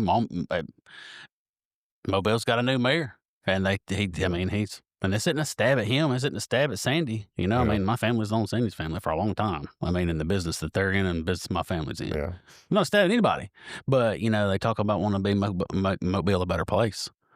Well, it's one of the huge things. I mean, dude, there's literally homeless colonies in Mobile. Yeah. They have their own little homeless towns. There were one or two people that died last night from the cold. From the cold. Yeah. And if you look too, you got fewer and fewer shelters that I've seen opening for cold weather. Everybody's about the almighty dollar. Almighty dollar and scared of some liability. But me and you both know this from probably just a little bit of business and where God's got us already is that just because no one's done it doesn't mean it's not. That it can't be done. That's right. That's right. And it's just I'm not going to be the one to figure it out. I had to be led by the Holy Spirit on how to figure out a God-sized problem, right? Yeah, y'all don't want to follow my guidance and my not. leadership. You want to, But mine's led from a different area.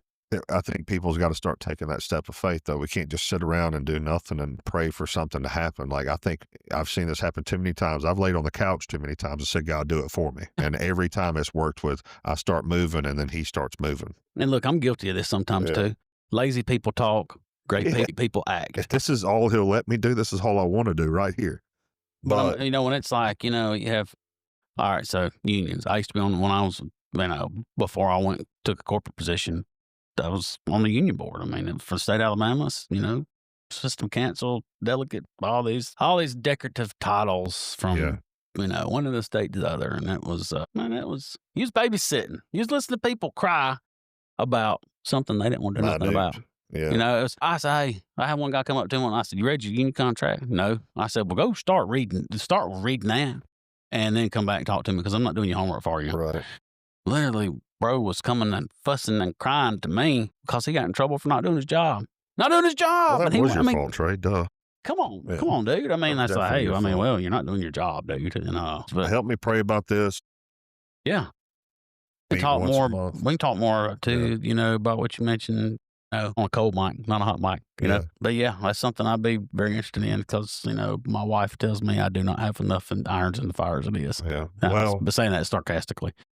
We're not going to be reckless about it. I mean, everybody always wants to be quick to point out the things that could go wrong. And believe me, I'm very aware. You have to do it with grace for it to get any attention, really. And kind that's of, right. You know, we're just looking to start the fire, you know, and God's the one that'll fan the flame. But I believe this is the direction he's pointing us for a reason. I believe we can see miracles happen. I believe it's something that can catch on worldwide. Yeah. You know, something that he's just wanting to show us that.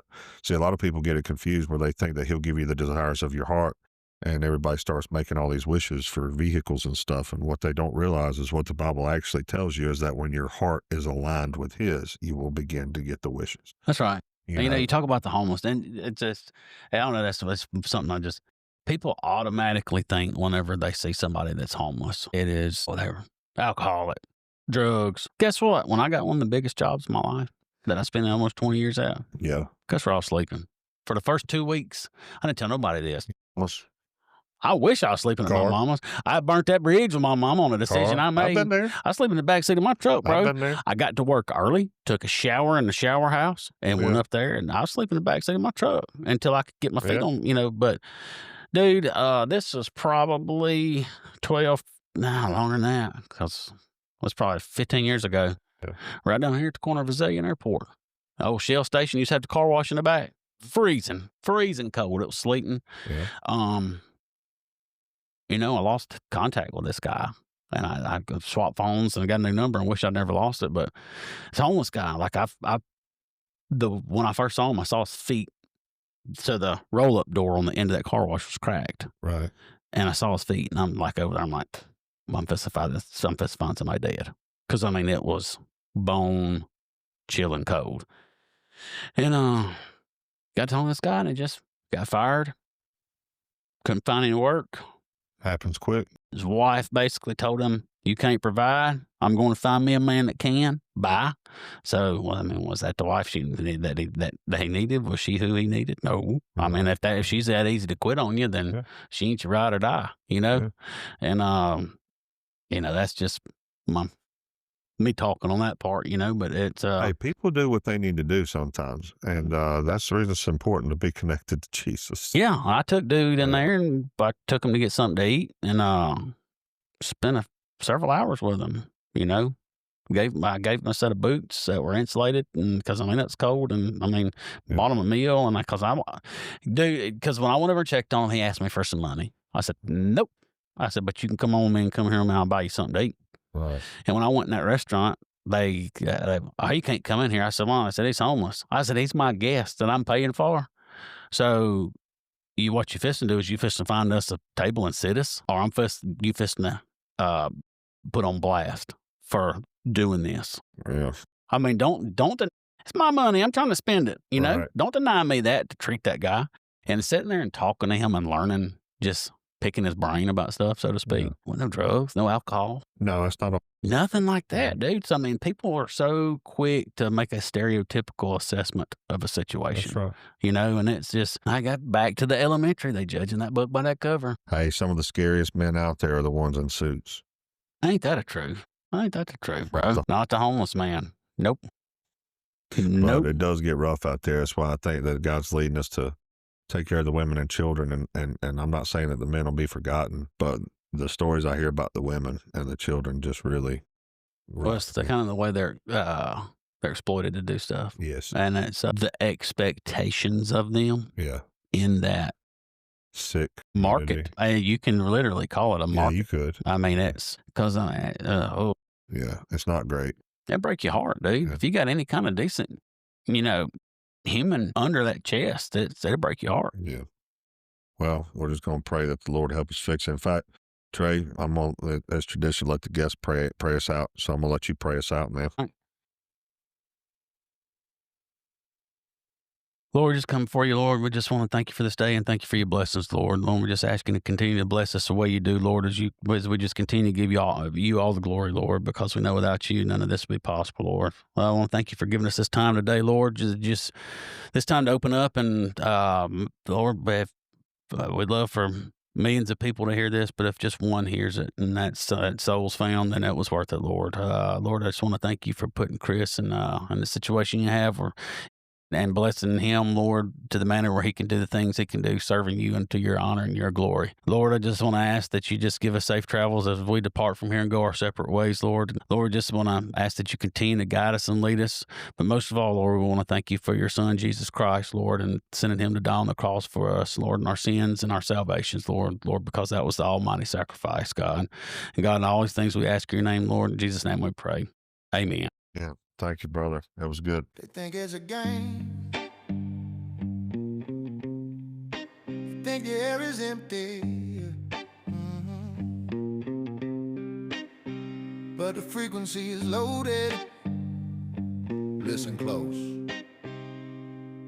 We live in the static, the prince of the air. Invisible signals entangling your hair. Ephesians 2:2, yeah, the ruler is active, making the sin look appealing and attractive. Broadcasting lies through the Wi-Fi connection. Divination by data, that's the new direction. We ask the algorithm to predict our path, while we scroll past the judgment and the coming wrath. Hey Siri, tell me the future, that's the implication. Summoning spirits in a digital nation. Witchcraft rebranded as a smart home tool, while the enemy plays us for the ultimate fool. They put the savior on a sitcom screen, mocking the king in a comedy scene. They laugh at the cross, yeah, they think it's a plus, to ridicule the one who died for us. But the script's gonna flip, put this to the test. Every knee will bow, every tongue confess. You can mock him now with your digital breath, but he holds the keys to life and to death. Yeah, every knee will bow, every tongue confess.